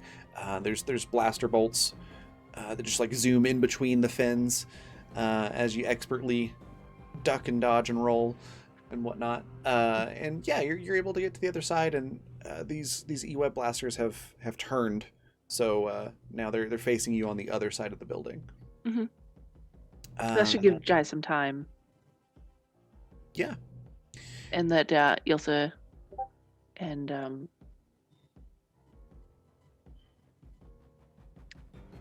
can't remember his character's name. Zadu. Yeah. Zadu? Do whatever it is that they were gonna do. Gotcha. Okay, so I believe we already had Ilsa do the pilot check for getting close enough for Jai to do his thing. So yeah, would you like to jump out of a moving TIE Defender onto a roof? Okay, so I want to do something silly. Okay. And I'm willing to spend a destiny point to make this happen. Okay, this is serious. So Jai, before he gets out, is going to take his blaster, and he's going to pop off the blaster part of it and put on the sniper part of it, Okay. pop the canopy, climb out onto the wing, sight up on one of the E-Web crews, and as he's just like jumping off, take one of them out. Okay. Yeah, if you're good spending a destiny point on that, then you don't have to roll. I am very good at spending a destiny point for that. Okay. Yeah, you don't have to roll. Just roll damage for that and then multiply that by 2 because it's an auto crit. Okay. And then describe for us what this looks like. Let me see if I roll this. Is this going to be the attack roll or the damage roll? I don't know. Huh? All right, so 24 is the damage. So there's a scene in the second season of The Mandalorian where the Mando just like very calmly and casually walks out of a side hatch of a ship that is actively moving out of atmosphere into orbit and just like kind of like pushes himself over a rail and just like falls into space, like into the atmosphere, and then jetpacks out. Yeah. I'm gonna like get up onto the wing of the Defender and just like step off into nothing, fire as I'm dropping, and then jetpack. Nice. Yeah, I know exactly the episode you're talking about. Yeah, it's that's awesome. It's such like a low-key badass moment where he's just like walking in midair with nothing. Yeah. Yeah, it looks super badass. You're able to do that. And yeah, the Stormtrooper no longer has a helmet or anything that was inside the helmet. One of the E-Web blasters just... you know what? Since you spent a destiny point on that, I'm going to be extra nice. He slumps over to one side with the E-Web blaster firing, and it just rakes across the whole compound and takes out the other E-Web blaster as it's just now spinning in circles, which is somewhat of a hazard, admittedly, but it takes out the other E-Web blaster. So it's spinning in circles just like a sprinkler, shooting blaster bolts around the roof. So Jai's voice is going to come over the comm system as he's jetpacking. Just goes, roof's clear. You want to land? Annika? You can hear her just sigh. She's like, yes, let's go. No sense in trying to be stealthy now. You can say it was badass. It's all right. It was badass. Again, you can like hear her rolling her eyes. We're going to be best friends eventually. We're all going to be best friends. So I'm assuming, Jai, that you jetpack over to the blaster that's still working and stop it from shooting in circles so everybody can land. Yeah, he's probably at least cognizant enough of danger to do that. Okay. Then yeah, it stops firing. It's still functional. So feel free to use that if you would like. And then as everybody else is landing, we've got about 8 more stormtroopers start pouring out of the door, and they seem to have learned from the mistakes of their counterparts, and they're sort of hunkering down behind what is it called? Like the structure where the door is, it sticks up about normal door height. It's not very big, but you'll see them on like modern day roofs where they've got a door that goes out to the roof. Mm-hmm. Yep. And then it has just stairs going down. So they're like huddled down behind that. They've got like the door completely open, so they're using that for cover as well. And they're getting ready to attack. And I think that's a good spot to take a break. So we're going to take a 10-minute break. Feel free to grab snacks, drinks, stretch your legs, all that good stuff. But then come right back because we'll be right back in 10 minutes.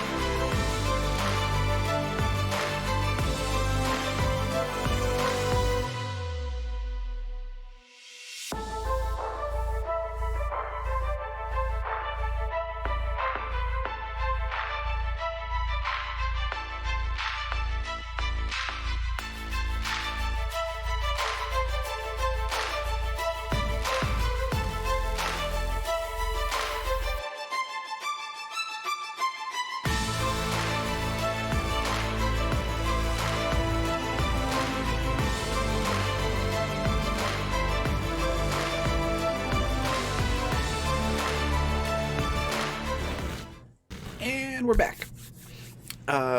So, as I mentioned, there were 8. Yeah, 8.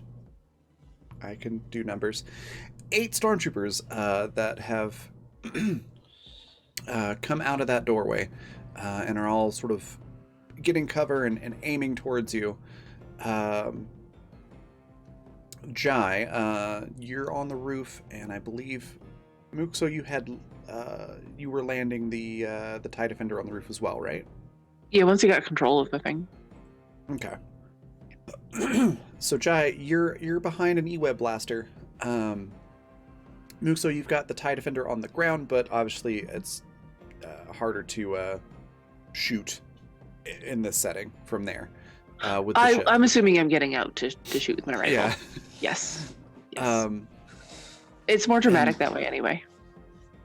Agreed. And then Anaka, since you're also in the TIE Defender with Muxo, are you hopping out, or are you like staying in the ship with like your head sticking out, shooting or doing stuff, or what are you doing? Oh, hell no. She's jumping out of that thing. We're in it to win it now, baby. We gotta go. Come on. All right. It's gonna take her frustrations at Jai out on stormtroopers. Absolutely. It's too dangerous for her to have all that pent-up anger in such an enclosed space. I mean, fair. Since we've got a few players here in this encounter, let's do initiative. I'm going to go ahead and roll for the stormtroopers.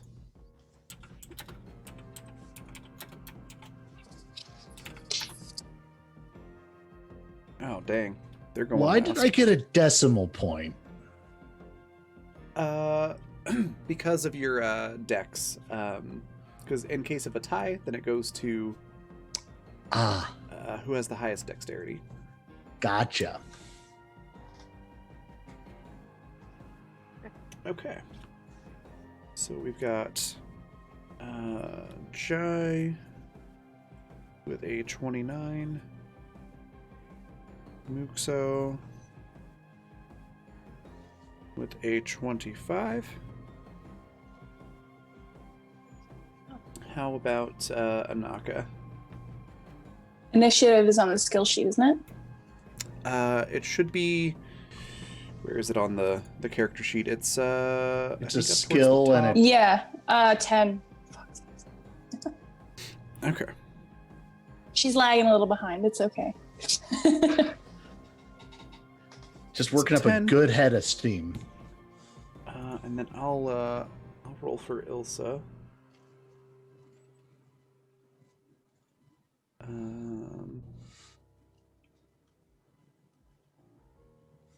There we go. 13.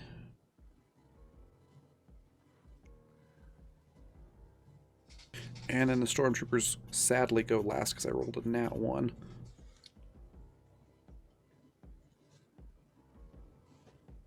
So it'll be Jai, Muxo, Ilsa, and then Anaka. So And the then stormtroopers don't actually get to go. No, sadly. I'm very sad about that. So, Jai, you get to go first. Okay. Oh, there's so many options right now. I am spoiled for choice. I'm not touching the E-Web because I don't have any sort of training in heavy weapons, and that just feels not super great of use to me right in this moment. So how far away are they? Like roughly squares? 20? How 20-ish? Okay. Cool.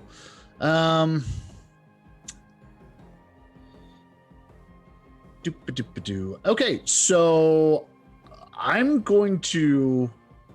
Is there other cover on the roof, or is it all pretty open? It's pretty open, except for that, like the warehouse itself, which is behind you. If you could get inside that, or excuse me. Bless you. Oh goodness. Or that little door shed, if you will, that covers the stairs. That's where all the stormtroopers are. Right. The E-Web blaster technically also gives you partial cover, but it's also explosive. Yeah, a little bit boomy. I had considered that. Okay.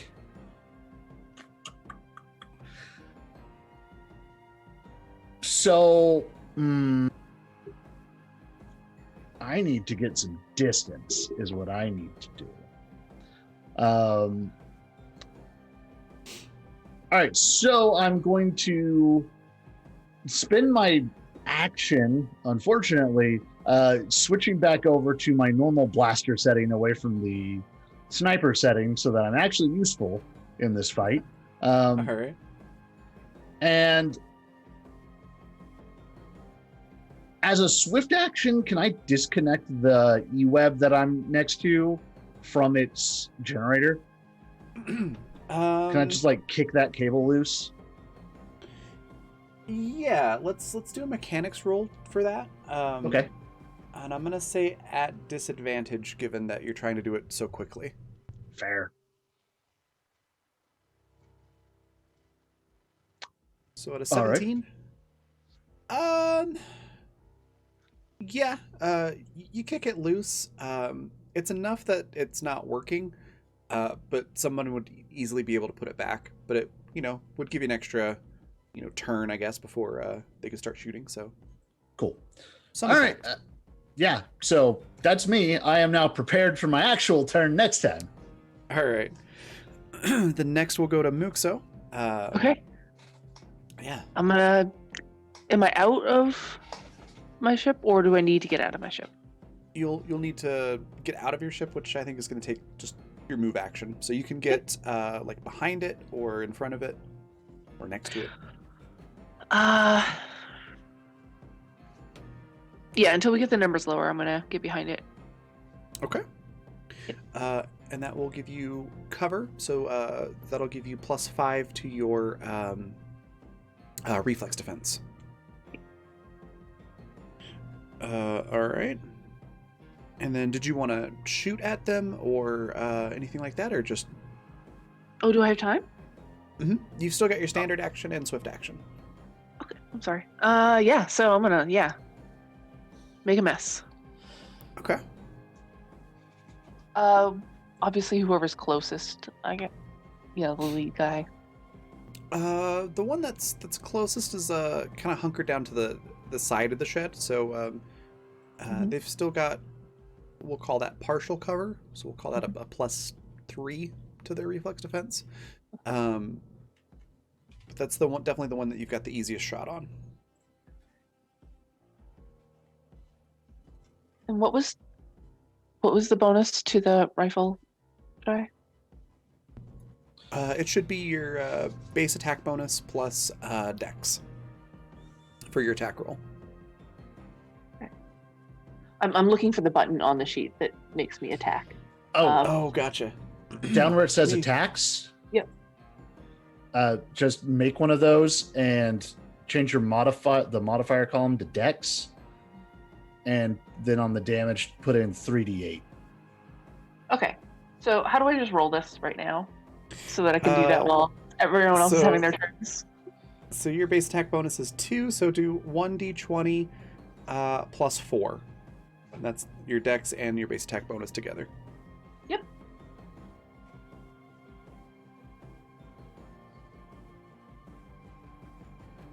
Oh. Naturally. Nice. No.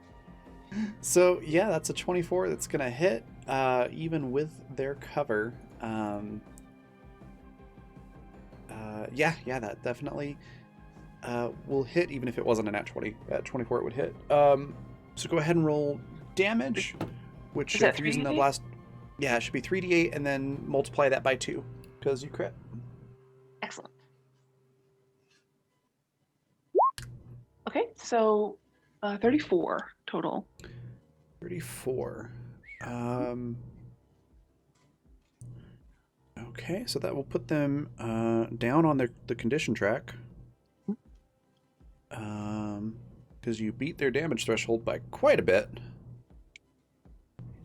And then I need a calculator so I can do math. Yeah, he's not looking so good.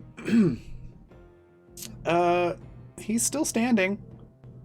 But he's got a nasty, just charred crater in his chest plate on his armor. So, well done. All right, and then you've still got a swift action, so you could like communicate with your team or something like that if you wanted to. Oh, okay. I'll say over the channel. Annika, it's your time. You should go. All right. And then next on the initiative is going to be Ilsa. So Jai has leapt from your TIE Defender. Muxo has landed hers. There's a fight going on the roof. Did you want to land your TIE Fighter and join, or do something else? What's the fight on the roof looking like? Is it looking like it's like nobody's completely overwhelmed, right? Yeah, there's 8 stormtroopers taking cover behind the shed where the door is to go downstairs. And then you've got Muxo's TIE Fighter on the roof with her taking cover behind it, and she just nearly took out a stormtrooper. And Jai is getting ready to start fighting and running the away guys from behind the door or other ones? It's just those 8 right around the door. That's what Jai's getting ready to fight? Yeah. Okay. Then I don't want to accidentally hit Jai with the blasters. With the lasers. So I'll just land and try to exit quietly. Okay. Yeah, you're able to. I won't make you roll for landing. You just land. The TIE Defender will call that your standard action, and then your move action can be to get out, and I'm gonna assume you get out behind it so that you've got cover. Yes. Okay. All right. And then yeah, after that we'll go to Anaka. It is your turn. All right, so the stormtroopers just came out of that door. Is there any other spot where she could potentially get into the building unseen if she's good enough, or does that seem like it's the only entrance? That is the only entrance and exit on the roof. There were lots of windows on the floor down, and a couple of balconies that potentially you could try to somehow get to, just as another option, but your main entrance and exit is just that one door, yeah. All right, since we kind of threw stealth out the window, I think Anaka will probably figure that her help could be best utilized here. Okay. So, how many squares away did you say the closest stormtroopers are? They're all roughly 20 to 25 squares away. All right. So there's nothing she can really do in terms of her force abilities. I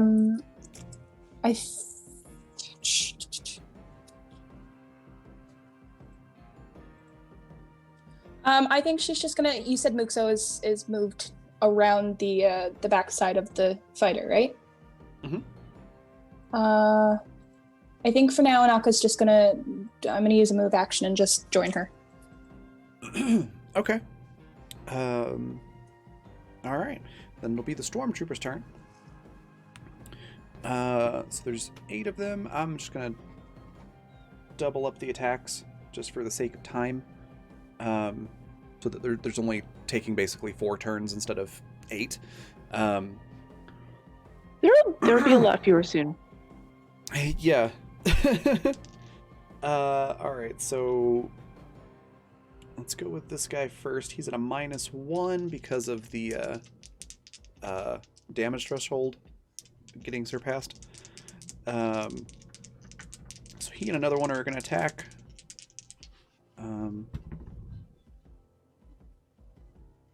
That's going to be at a plus 23 at Muxo. I'm assuming that hits. What's your reflex defense? I am opening that up. And then remember, add 5 to that because you have cover. Oh, okay. So 27. Nice. So they will miss. Okay. And then the other grouping, the other two, they're going to fire at Jai. And I'm sorry, I'm going to use one of those crits. Yeah, I figured. I will roll their damage separately, though. So you're only getting damage from one of those crits. Not that doubled. But it's basically going to be a nat 20 for the attack. The first one... okay, so that is going to be... 8 plus 3... So the actual crit is not that great. That's going to be 26 damage. Okay, that does beat my damage threshold. Okay, so you'll go 1 down on the track. Cool. Which basically just, on the character sheet, you can just hit the -1 little Okay. bubble, and it'll auto-apply that to everything. So yeah, they hit you pretty darn good, and then the second one it just does 13. That does not beat my damage threshold. Yeah, so it would just be straight damage. Okay, and I'm sorry, what was that first one again? So the first one was 26, Okay. and then the second one was 13. All right, so 38. Cool. Ouch. Yeah. They get you pretty good. So let's just do this. All right, so that's the first group, the second group. Third group will target Anaka for 16. I'm guessing that's not meeting your reflex defense or higher. So I have the little formula for reflex defense written down in my notes, but putting it against the defenses on my character sheet, it's not the same number that I got, so I'm not quite sure how that works. Oh, no. I'll take a look at it real quick. Because I'm getting a 21, but my sheet says 18. Okay, so your dex modifier is 5. Level 3. So 5, 3. Yeah, 18 should be correct. Do you have armor? Maybe in your notes that's accounting for some of it?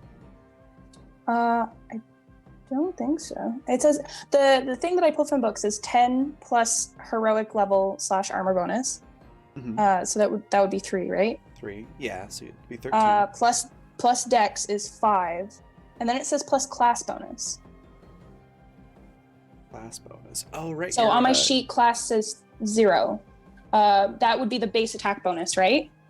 No, that's gonna be something a little bit different. I can grab it real quick for you.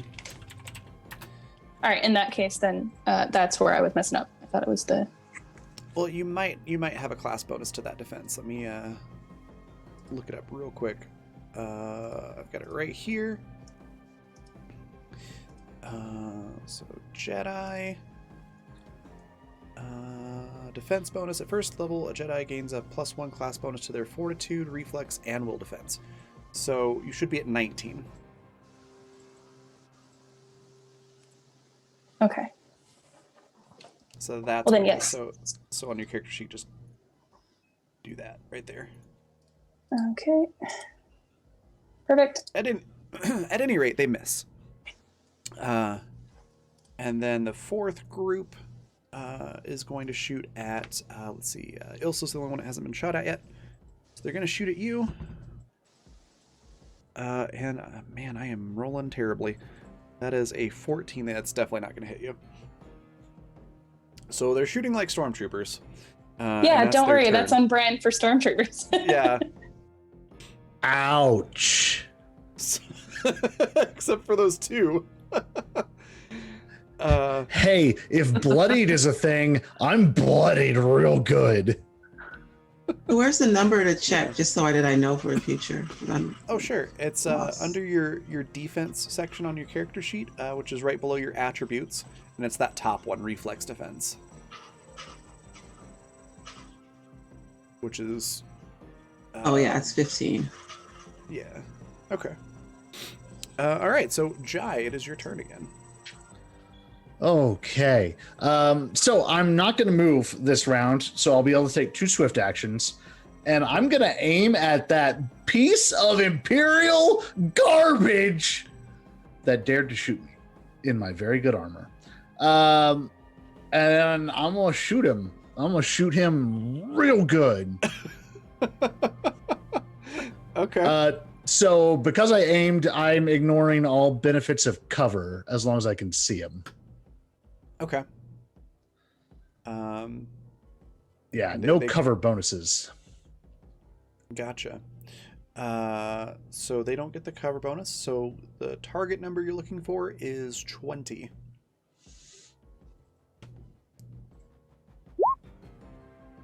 That'll be a hit. All right, and 14 damage. Nice. So they will take. My calculator go.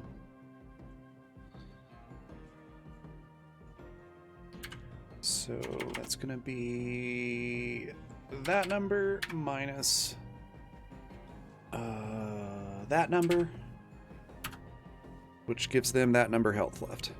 I know I'm being super detailed in these numbers. Okay, yeah, a good solid hit. Because I'm basically treating these as joint units, both of them take some damage because of ricochets or something like that. And yeah, they're both looking pretty ouch. Not quite as much as like down on the condition track ouch, but you got a good solid hit. Awesome. All right, and then next will be Muxo.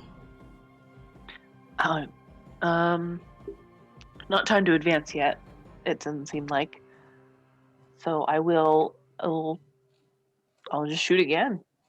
Okay. Clear up the guy that I damaged, I guess. All right. Okay. I think I set this up right.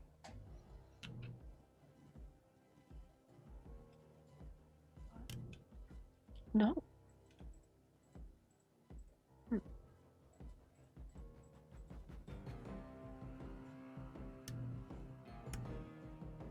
Oh, that button doesn't make it attack. That one does. Oh. Oof. Oh no. Yeah, with the 7, was it a nat 1, was it?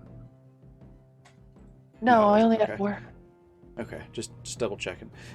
So with a 7, yeah, you fire a shot off, but it just ricochets off the wall right next to him. So the cover kind of saves him from getting hit. Yeah. You still got a move action and a swift action if you want to talk or swap weapons or anything like that, or anything else you want to do. I kind of just want to move around to a different section of behind my ship, if I can do Okay. so stealthily. I mean, yeah, you can try. Okay. It would be a stealth roll. Sorry, I apparently rolled a nat 1 over here for moving my water glass, so Oh no. didn't get the touchpad with. Well, that's Okay. good. Yep.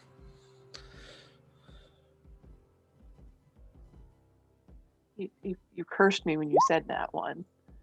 How's a 22? Sorry. Yeah, you're able to sneak around to the other side of the the ship, and I will say that will give you advantage on your next attack roll, since they now don't know that you're going to be coming from that spot instead of the other spot. Ooh, sneak. Ilsa. So we've got you on the ground behind your ship. You've got pretty much the same vantage point as everybody else, so you can shoot at these stormtroopers if you would like to, or you can try something completely different. Entirely up to you. But you get a move action, so you can move up to 6 squares, a standard action, which is your like attack or skill roll, and then a swift action, which is like dropping something or going prone or hitting a light switch or something like that. So just a short time. Can I shoot at them while going towards the building? Yeah, absolutely. That will make you leave cover, so your reflex defense will be lower because you won't have the benefit of cover, and you'll be out in the open. So there are some risks involved with that, but you can. So could I? Well, no, I can't stealth at all, can I? Yeah. You've currently got cover behind your ship, so you could try to stealth and sneak around if you wanted. Can I do that and try to get a better angle to shoot them? Sure. Okay. Go ahead and roll stealth.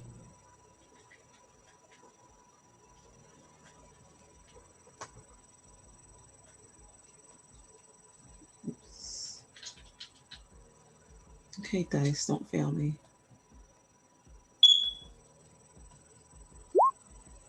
21. Yeah, that's pretty darn good. They're too distracted with shooting at Jai and Muxo, and getting fire returned from them that they're not really paying attention to you right now. And you're able to sneak wherever you'd like. Are you trying to like flank them from behind? Yeah. Or something like that? Yeah, Okay. because they're not looking. Yeah, you're able to get about 6 squares out, and they do not see you right now. So you're safe in this position. You can try and move closer or further around them next turn if you want to, or you can try to shoot from here. I want to shoot with my blaster. Okay. You will get a bonus on the attack, or rather they get a penalty. They are caught flat-footed, is the term for the system, which means that they don't get their dex modifier to their reflex defense, so they're easier to hit. Okay. You're also at a position where they don't have full cover to you. Got a 19. Oh, no, 20. Yeah, 19. 19? Okay, yeah, that's going to be enough. That'll be a hit, and so they take 6 damage? Yes, 6. Alright, so that's going to be this number minus this number. Okay. So you hit we'll call that group 3 from your vantage point, and do some damage. Now they will know where you are now because you just shot them. Yeah. But yeah, they were caught completely unawares and took some damage. So good job. All right, so Anaka's turn is going to be next. Oh boy. Is there any attention on her right now, or are they all kind of fixated on Muxa? Yeah, there's attention in your general direction, but not on you specifically, no.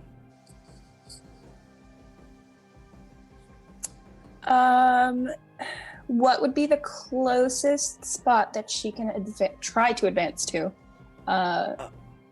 from there? Basically, you can move like 6 squares up, so it would shorten the distance to 14 squares between you and them. But you would be in the open. And there's nothing else to hide for? Not really. I mean, you can try to stealth, and basically just hide, essentially.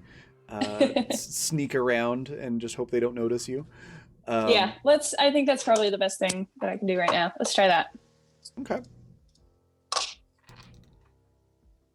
Sort of do the crouch walk and feel like I'm not here. Yeah. dark cloak moving on the roof. You see nothing. Must have been the wind. Yeah. 29. Was that 21 or 29? 29. 9. Nice. Yeah, you are very well hidden. These guys' perception isn't that great. Yeah, you can move without being detected right now. So you can go 6 squares on this turn. Are you going straight ahead or like around to the side? There's also the hangar behind you that you could sneak up to. Yeah, I'm gonna sneak up. Are they partially covered? You said, is that this group? They right now, from your vantage point, they all have full cover except for the one that Muxo was shooting at, which has partial cover. Okay, so she's instead of going straight up, she's gonna go kind of to the side to kind of circumvent that cover. She wants to go around that side. Okay. Yeah, you can move like 6 squares. We'll call that like diagonally, and yeah, you've got group 4 now has no cover to you. Okay.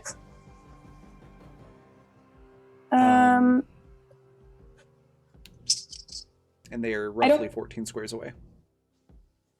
It's still a tad too far for me to really get a good hold on them with any of my force talents.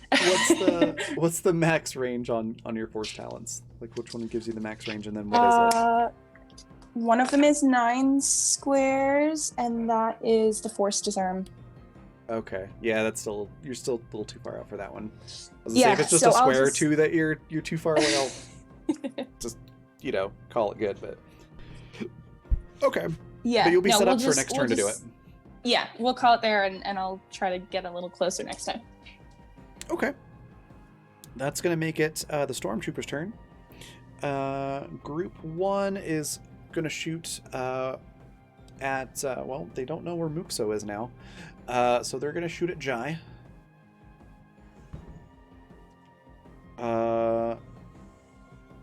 With a 13. No. I'm gonna assume that misses. Very much. Group 2 was shooting at Jai. They're gonna shoot over at Ilsa now because they saw some blaster fire coming from their flank. What is up with these dice? It's a 14, which absolutely misses. Group 3, which is the one Ilsa hit, are gonna also shoot at Ilsa with a nat freaking 1. Oh my god. They end up shooting themselves in some weird coincidence. And of course now I roll great on damage. Holy cow. The force is with you, my friends. Are we playing the parody version right now? Possibly. Holy crap, they almost took themselves out. Ilsa's just untouchable. She's just like standing there properly and watching them shoot each other. Oh my goodness. Oh wait, that's the wrong one. Not that group. This group. It would be better if she had her rat ferret with her. It was just watching. Okay. Right over your All right. shoulders. And then group 4 can see Jai and Ilsa. So, Nikki, I'll let you choose evens or odds. Even. Evens? All right. So evens, it's Ilsa. Odds, it's Jai. It's odds. All right, bring it on. Gonna use another one of those crits. Oh, I might be dead. You do have 2 other destiny points. What do those do in this circumstance? You can negate the attack. Oh yes. Let's see how much So I the am damage is. Very Maybe hurt. Maybe I'll roll, 3 1s. Maybe it won't be that bad. Sure. See? It's only 20 damage. Well, that still moves me down the condition track and kills me, so no. All right. I'm going to negate that with a destiny point. All right. So they line up the attack perfectly. I mean, you are absolutely dead to rights. And right as they go to pull the trigger, the force intervenes and their guns jam. Ooh. So you don't get killed. Good. I prefer that. And it'll be your turn. Oh, goody. Raven, you're not being very nice. So, have we actually dropped any yet? They're still all 8? Two of the groups are very near death. Okay. One of them is very injured, and the other one is fine. Okay. I'm still just mad. I'm still just really mad about that first hit. So I'm gonna aim at the guys that first shot me. Okay, it's gonna be I guess group 2, and I'm gonna blast them again. And I'm doing the same thing as last time. 2 swift actions to aim, aim. and ignore cover. Yeah. Nice. All right, that's definitely gonna hit.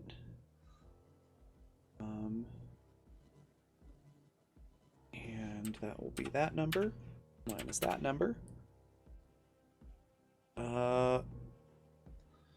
They are both really not looking good. Good. They're having trouble, staying crouched. Their arms are shaky. They've got some holes in their armor. Really not looking great. Mom spaghetti. Mom spaghetti. Out there. Love that for us. Yeah. All right, and then so yeah, that'll take your turn. So Muxo's next. Great. Pop up, and I'm gonna shoot again. I will advance at some point.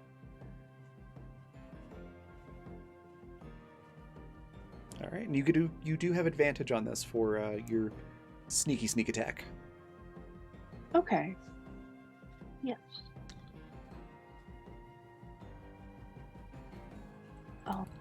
Sometimes there is an advantage button, but there's. This was the system was before advantage was a thing, so I'm just house ruling it. Like I have so much stuff with this system. Gotcha. So I'll take the Okay. 22. 17, obviously. Yeah. So 17. Would you like to throw a force point onto that? Yes. Because you are close. Make sure I mark it first. 19? 19. Close enough. And you're shooting at group 1, right? Yeah. Yep. The ones who are in my dead. way. Yeah, Okay. they are dead. Okay. They fall over dead. Would you like to move or do anything else? So the other groups are actually starting to face different directions now. Mhm. Okay. Yeah, so group 2 is facing Jai, group 3 is, and group 4 actually, both of them. No, wait, sorry. Group 2 is facing Jai, group 3 is facing Ilsa, and group 4 is also facing Jai. Yeah, I'll go for the 2 groups. I'll jump out of cover and run up. Okay. Wait, why am I doing that? Why would I do that? No. I don't know. I can reach them from here, right? Yeah, you can shoot them Good. from here. We're good. That's fine. Okay. I'm gonna stay right here. Cool. It's more heroic if I jump up and run at them. That's true. Like you definitely would be drawing aggro, to use some video game terms, but it's up to you. Yeah, that's what I'm doing. Okay. Jai, I'm coming for you. Thanks. That's really badass. So what's the roll for this system? They got rid of that. I think it's under persuasion for this one. Do a persuasion roll just to see how intimidating you are charging out from behind this TIE defender. In my tight gold pants. Yeah. My hot pink armor. It's not all hot pink. It's just markings.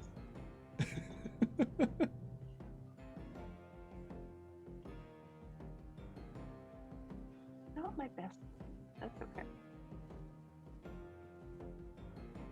You basically can't lose something from this. It's just something to gain. So Yeah, no.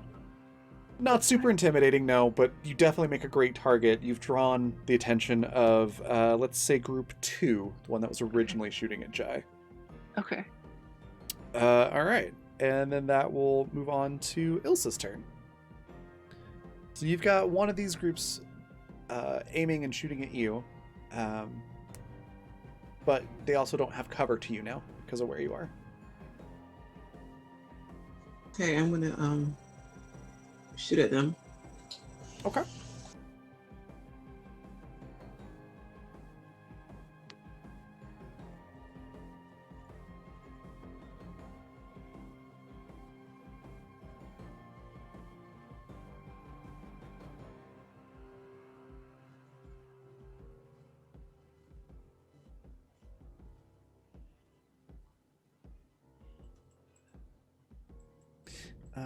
An 8. Unfortunately, that will miss. So the shot goes a bit wide. But you can still move. You can run back to cover, or you can run towards them if you wanted to get into melee range or anything like that for some reason. Whichever you'd like to do. Or if you have other ideas. Aside from Naka, you all also have jetpacks, which can do interesting things to your mobility. Just as a reminder. So I could fly up with the jetpack? Yeah. Okay, I want to do that. All right. Like I miss, so I'm flying up into the air, I guess, to get a better angle or something. Okay, yeah. That does put some distance between you and them, because it counts elevated squares as well as directional squares. So puts a little bit more range between you and them, which is good. And now only Group 2 has cover to you. So you can shoot at Group 3 and Group 4 now without cover. On your next turn. All right, and then it'll go to Anaka. So I'm going to try and advance on stealth again. All right. Get them squares, you know? All right, please, let's go. 24. Yeah, you're still good. And you can move another 6 squares, which should be well within range for some force powers.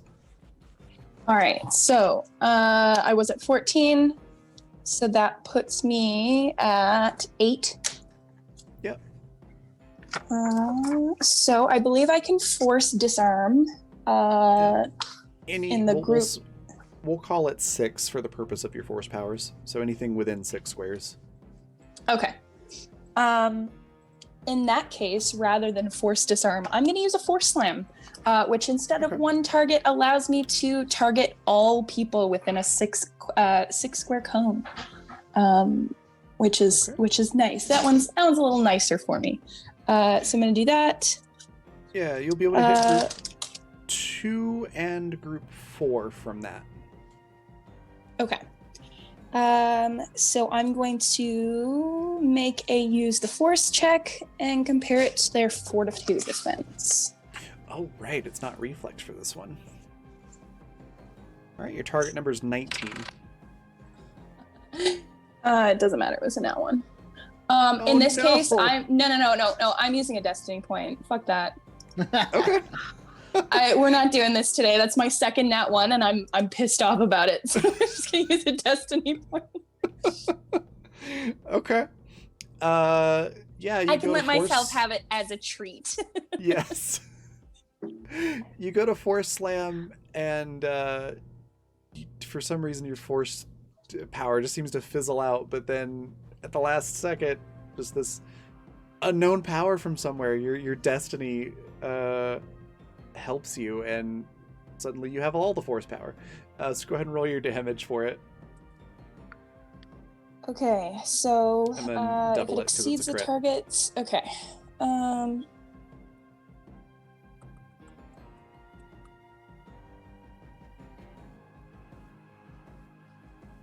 Yeah, so 4d6. I'm gonna roll it on here.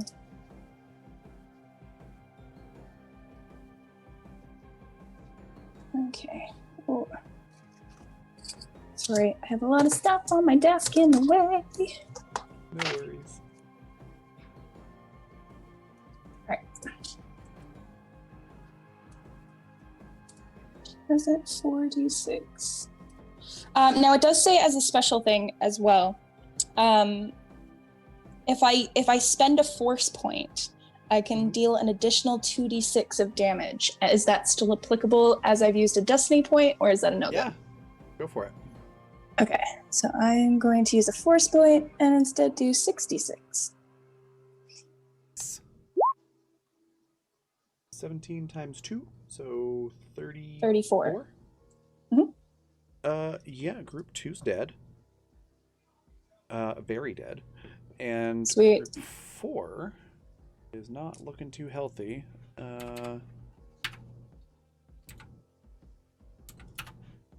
At all. Yeah, they're definitely, trying to get their helmets back on straight and pick themselves up off the ground. Okay. And would you like to describe what that looks like when you hit them with this? Sure, I guess. Yeah. So You don't like have you to, said, but if you want to. you would think that GMing my own game would make me more prepared to describe things. It's not the case apparently, because I'm like, she makes the magic wind and it looks cool. I don't know. No, Oh so my God, I love that. the magic wind, love that. Yeah, so like you said, she kind of feels that that force power not igniting at first, and that makes her very angry.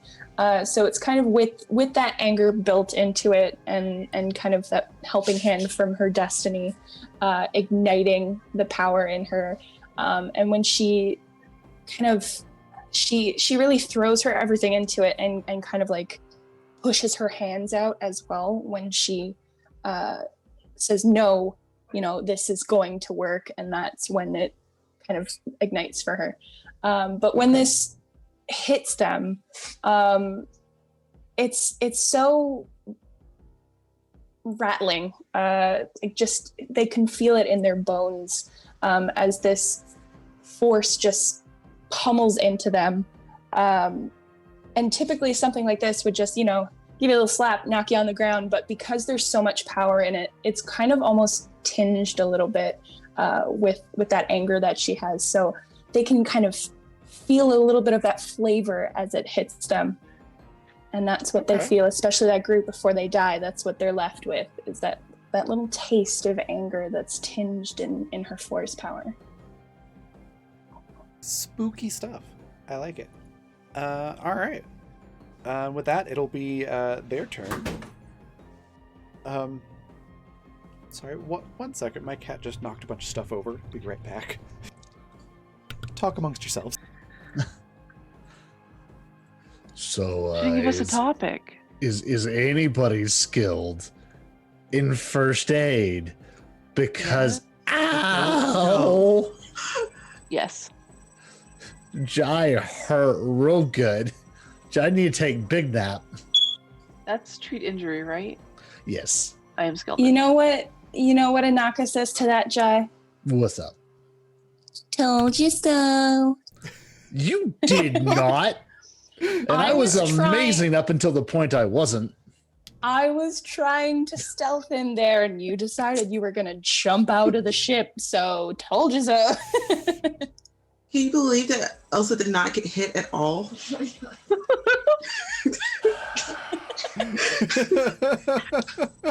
Neener. Oof. Every single hit, and Elsa's not getting hit. At one bit. Well, I mean, it is the stormtroopers' turn now, and they're angry. And not at me this time. So, Group 3 is going to shoot it. Actually, it's going to shoot at Elsa. That's much better. That's a 23.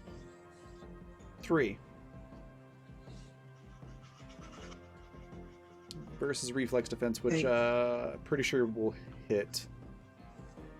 That would even hit. That would even hit Bevan.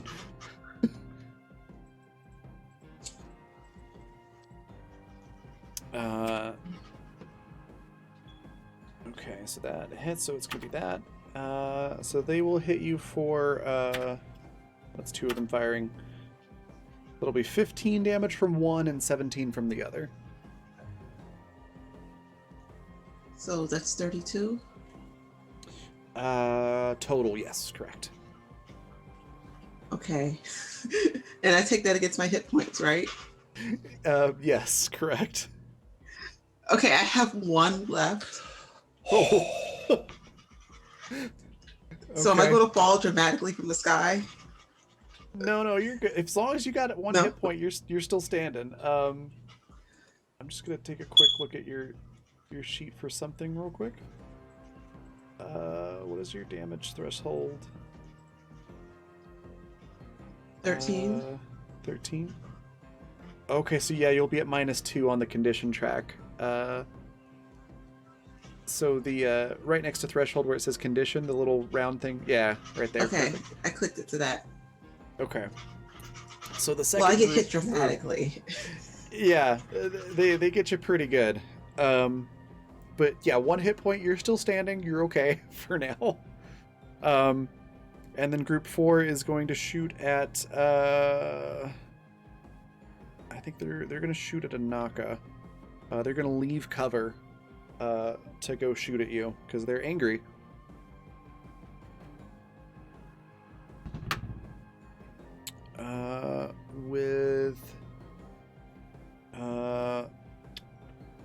Did they have force points?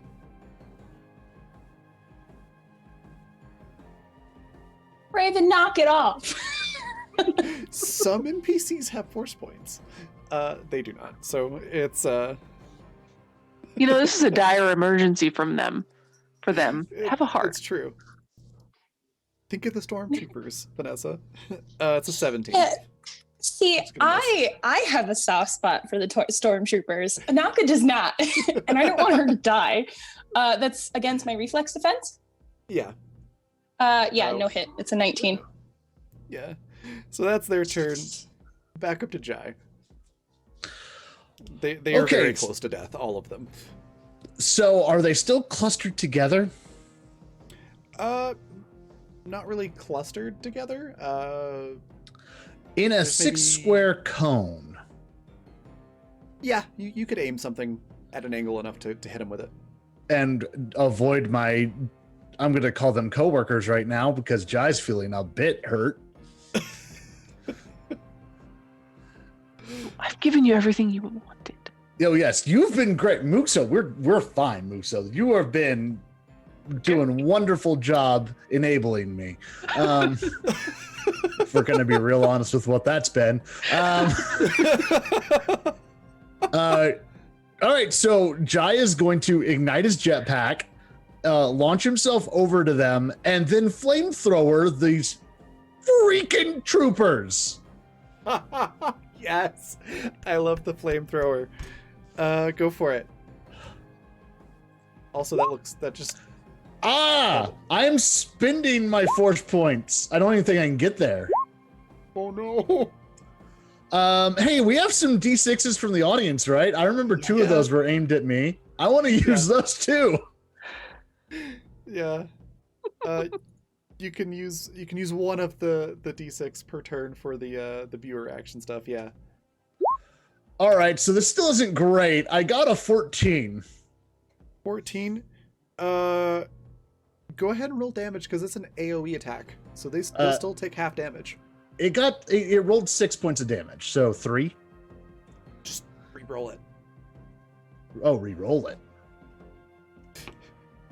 I didn't Don't see the say 6. anything, just do it. Didn't see anything. Hold on. Okay. I didn't see a 6. I saw that you still needed you're to roll right. damage. You right. What's 6? I don't. What are you talking about? How's an Much 11 better. feel? Okay. Much better. Yeah, they don't die immediately. They take that would be 5 damage. So that's gonna be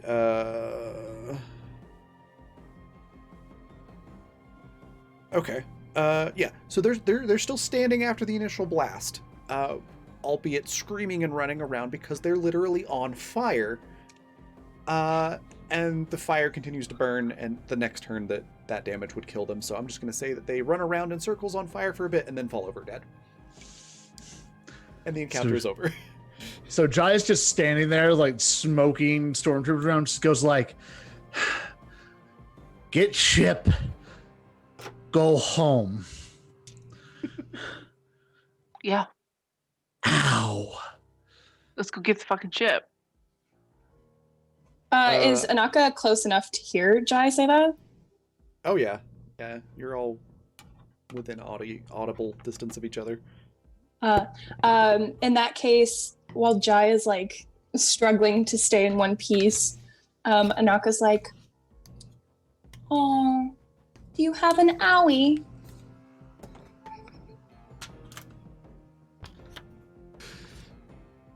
Yeah, I do, but that was so much fun, wasn't it? Elsa's just going to land and like Collapse. walk. Yeah. So The one that's actually legitimately like on death's door, yeah. Yeah, I'll come run catch you. But she's not going to like be dramatic about it like Chai is. Yeah. Okay. Jai is 100% a drama queen. Jai says, "Wasn't it so fun?" And Anaka just bares her teeth at you.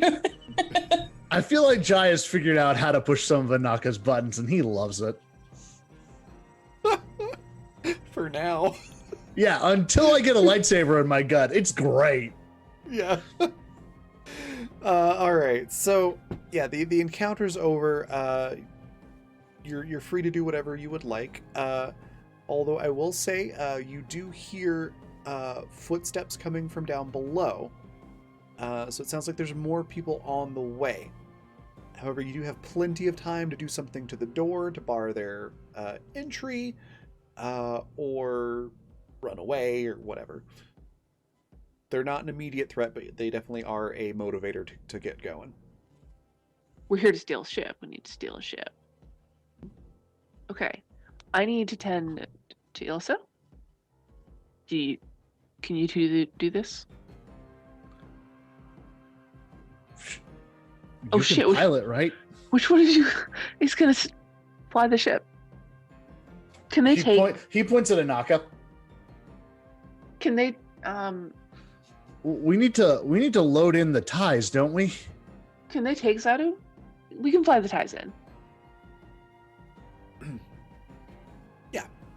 You just leave the cargo bay open and we'll fly in. It's fine. Yeah. I've done it like 10 times. Yeah, you can store all 3 TIE defenders in it. It's probably a little cramped, but they'll fit. So we just get it? We just get the ship? Well, I was to say, has anybody gone to go open the hangar door, or is anybody gonna do anything about the roof entrance door? Yeah, I want to make sure that Ilsa doesn't die, but also for I want sure. us to get moving. Yeah, I was curious. Yeah, if she wasn't at 1 health, she would just be like telling everybody to keep going. Yeah. Yeah. She's at 1, so Going I to the kind of don't hangar, want or her is to Jai die. going to the hangar? Yeah. Well, I was thinking that the other 3, because Zadu could fly it. Well, he's still in his tie, presumably. Yeah. Oh, yeah. yeah. We're saying that he's doing something that's helping the group not be overwhelmed with reinforcements. Since What kind? since Parsnip Dragonite. Can they stash Ilsa there? So, and I don't know if he has any medical training. Yeah, I do. How long does it take? It's just a matter of like putting a band-aid on, essentially, in terms of time. Okay. Okay. Yeah, I want to do that. Okay, yeah, go ahead. And What kind of door is it on the roof? What kind of door? It's like a hangar door. There's a little console. You can push the button and it'll open, like a garage door, kind of.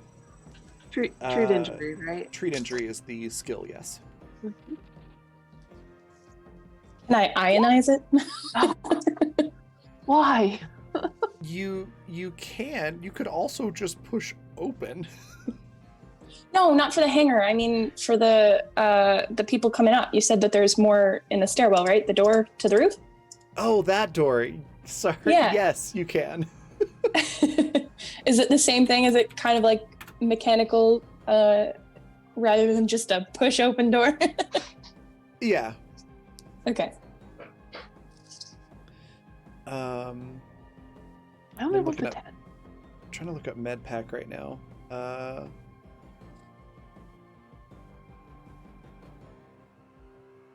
Where's it at? Or is it med kit?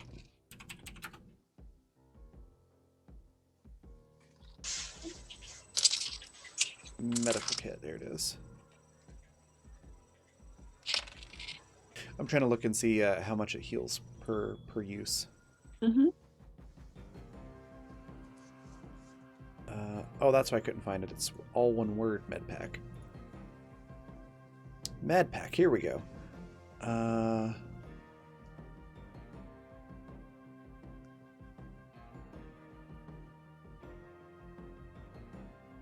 Okay. Apparently it's not there. Let's look at treat injury. And yeah, go ahead and use that power, Vanessa.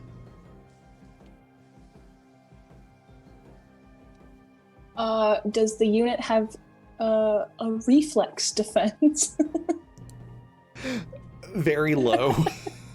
Okay.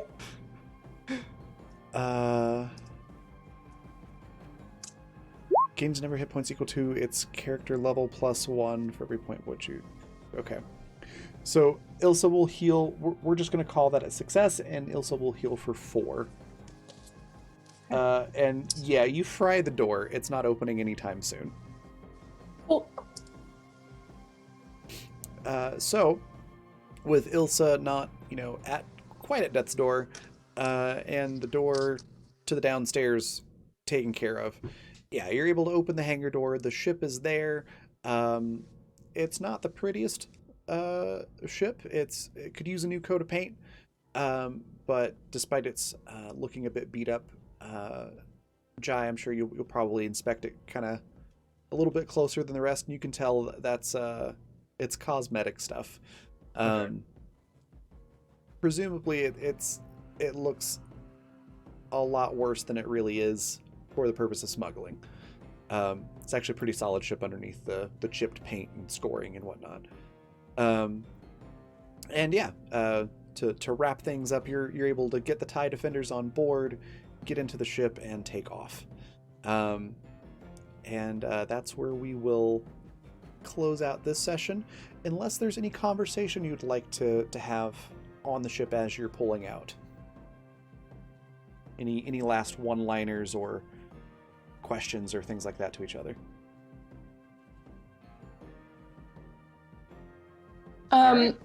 Anaka, she kind of presses down that residual anger that she was feeling, and she affects this kind of like, air of superiority. She like straightens her shoulders and like tilts her chin up, and just puts like a smile on her face. And it's a mean smile. It's not like a haha happy smile. Yeah. But she just kind of like looks down her nose at Jai. She's like, I think you should get a band-aid for that. So rude.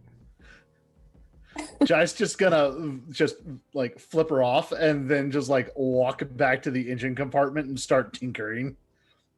As Jai goes, he can hear just like the faintest of like little laughs coming from Anaka's direction. Oh, we're gonna be best friends. It's not a nice laugh, my friend. Oh no, he knows. He's challenged. Challenge accepted. We're gonna be friends. All right. Well, that was great. You managed to steal a big freighter and deal with a lot of very scary stuff. That's the CL was a decent bit higher than your levels, so good job. Ow. It's fun. It'll heal. What a great time. That was great. We're going to go on a raid here in just a minute. If you have ideas for the raid cry, go ahead and throw them in chat. But before we do, we're going to let everybody talk about what was their favorite part, where we can find them online, and anything else that they would like to share or plug.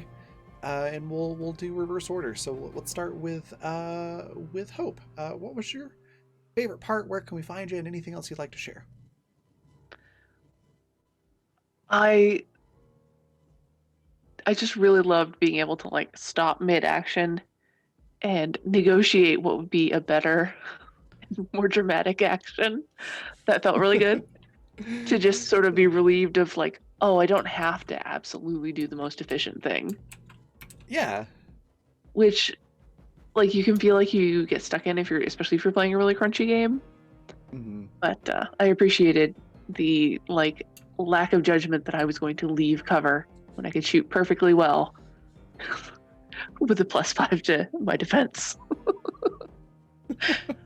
that just felt really good. So that was like my big feel-good moment. I'm really enjoying so I'll do a little extra. I'm really enjoying figuring out how to get Ilsa to talk to me.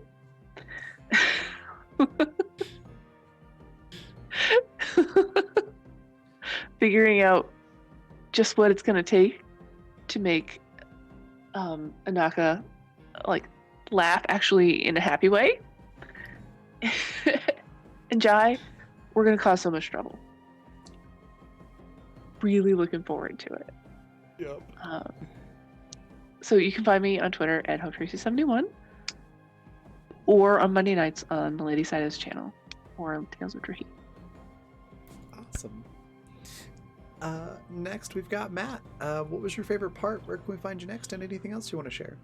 Ooh, favorite part was being able to have that really badass moment diving off of the fighter in mid-flight and pulling off a sniper shot. That felt great.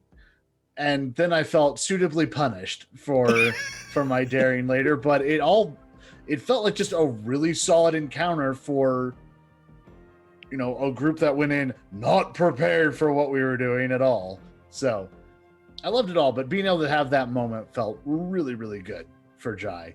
I also never expected to be playing a shonen anime character, but here we are. You're not wrong, but we love That's it. what he's become, and I hate it. No, I don't. I love this idiot boy who wants to be everybody's friend, especially if it annoys them. You can find me next. Let's see. So I'll stream tomorrow morning. I stream Monday, Wednesday, and Friday mornings on Jam Game Streams. Tomorrow we're starting up a run through Stardew Valley. Because you know what? The world is a disaster and sometimes you just need to farm. And I'll next be on this channel on Saturday for the Time Traveler show, which will shaping up to be a lot of fun. And I definitely am not playing a Jai character over there. Yeah. And I also have a podcast. It's called Hard Reboot. Me and two friends take public domain property and give it a fresh coat of paint. You can find that on iTunes, all the good places you can find podcasts, or on my Twitter at Matt Hoadley. So yeah, that's me. Awesome. And then next we've got Nikki. What was your favorite part? Where can we find you? And anything else you'd like to share?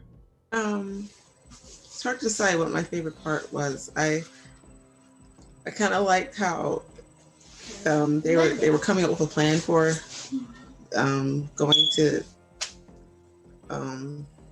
they were coming up with a plan, and they kind of sort of had one, and also just decided to land her ship. I don't know why she did that, but that's what she decided to do. That's good. And I like getting stuff for my pet, even though it's probably a waste of time. It was just a lot of fun.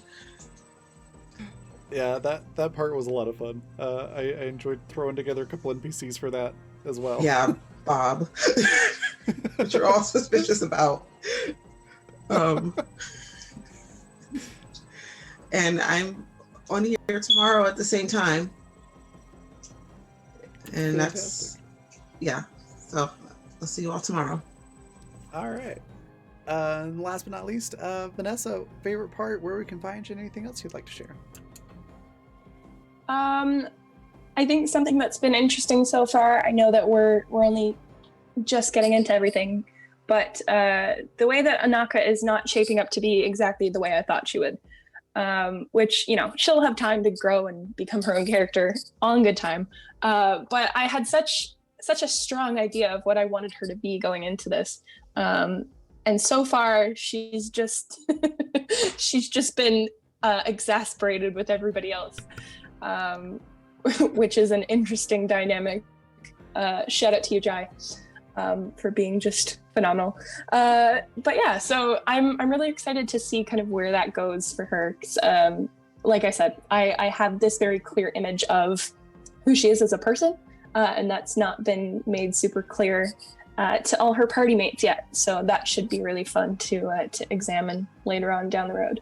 But in terms of favorite parts overall, just finally getting into our first combat, first proper against stormtroopers and stuff like that, because I have a soft spot in my little Star Wars heart for the stormtroopers. I don't know why, I just love them to pieces. So that was really, really good. And then Jai just absolutely eating dirt was hilarious. So but yeah, as for where you can find me next, I will be here on Saturday for Animus Absentis. You can also check out my work online. I have an art Twitter, which is @PepperoJaws, that's Peppero like the candy, or on my coffee page, which is coffee.com/PepperoPrincess. I'm a little slow updating those right now, but I will have some new stuff to add up there soon. So if you just want to take a look and see what kind of stuff I work with, you can definitely come on in. Take a look. That's me. Awesome. That just leaves me. My favorite part, I had a few. I really enjoyed the little things like the straws, and also the pet supply stuff. That was fun. I really enjoyed the interaction between Bevan and Muxo with the TIE Defender. Just the little things like that, and then also just the way this crew tends to, I was talking about it a little bit on the break, how this crew tends to, so far at least, not have what you'd necessarily call a plan, but just the ideas that you all come up with on your feet, spur of the moment in the situation, are great. I love it. It's been really fun to watch the solutions that you come up with for things. And also I'm glad that nobody died. I knew you all had destiny points, so I felt a little bit more comfortable not pulling some punches with some of those stormtroopers. I was like, they'll be fine, they've got destiny points.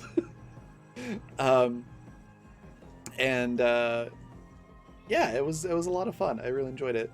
You can find me next tomorrow twice, so at noon for Beyond the Wall, and that's Mountain Time, and then 6 p.m. Mountain Time for Mouth of the Beast Below, which is our Zweihander game. And then Saturday, I'll be producing Time Travelers at noon and GMing Animus Absentis at 6. So that's everything for the rest of this week. Excuse me. Other things to check out, we've got sponsors right there in chat. Grinding Coffee Company, definitely check them out. It's really good coffee. Fundamental RPG, which you can get the pre-order for 2nd edition at coffee.com/raven/shop. The pre-order prices are discounted from what it'll be when it comes out later in February. And the paperback prices do include shipping on that. But Fundamental RPG 2nd edition is what Water and Animus, 2 of our shows this season, run on. If you're looking for examples of how that system works and what it's about. And then finally Intrepid, which is my brand for IRL adventuring gear. It's really cool stuff, tabletop themed outdoors wear and athletic gear, and also just like casual stuff and accessories too. It's pretty cool stuff. Definitely check that out. Same website, coffee.com/raven/shop. And I think that's everything I had to share for now. So we're going to go on a raid. We're going to go raid Milady Saito, who's currently streaming... Curse of Strahd. Curse of Strahd, yes. Some D&D. Definitely give her a follow if you're not doing so already, because she's just fantastic. And it's a really great channel that you'll really enjoy. And then our raid cry is Mom's Spaghetti, so feel free to copy that out of chat and paste it in as we go in. Thank you again, everybody. Also, thank you to Michael for the donation and the gifted sub. Much appreciated. I had a lot of fun with that, and I'm gonna save that last crit for something later. Not ominous at all. I don't have anything specific for that. Don't worry, players. It's okay. Nothing specific. Just saving it for later. Why do you do that every single time? Very ominous commentary. That's not ominous, though, I promise. Ma'am? I can't help it. It's just my GM voice, I guess. Honestly, I don't have anything specific planned for it. I'm just saving it for later. It's all. I promise. Anyways, You've got a whole week to think about it. Yeah, it's fine. It's fine. Anyways, thank you again, everybody, for watching, donating, hanging out, and all that stuff. And thank you to my wonderful players for letting me torment them. And I will see you all tomorrow. Bye, everybody.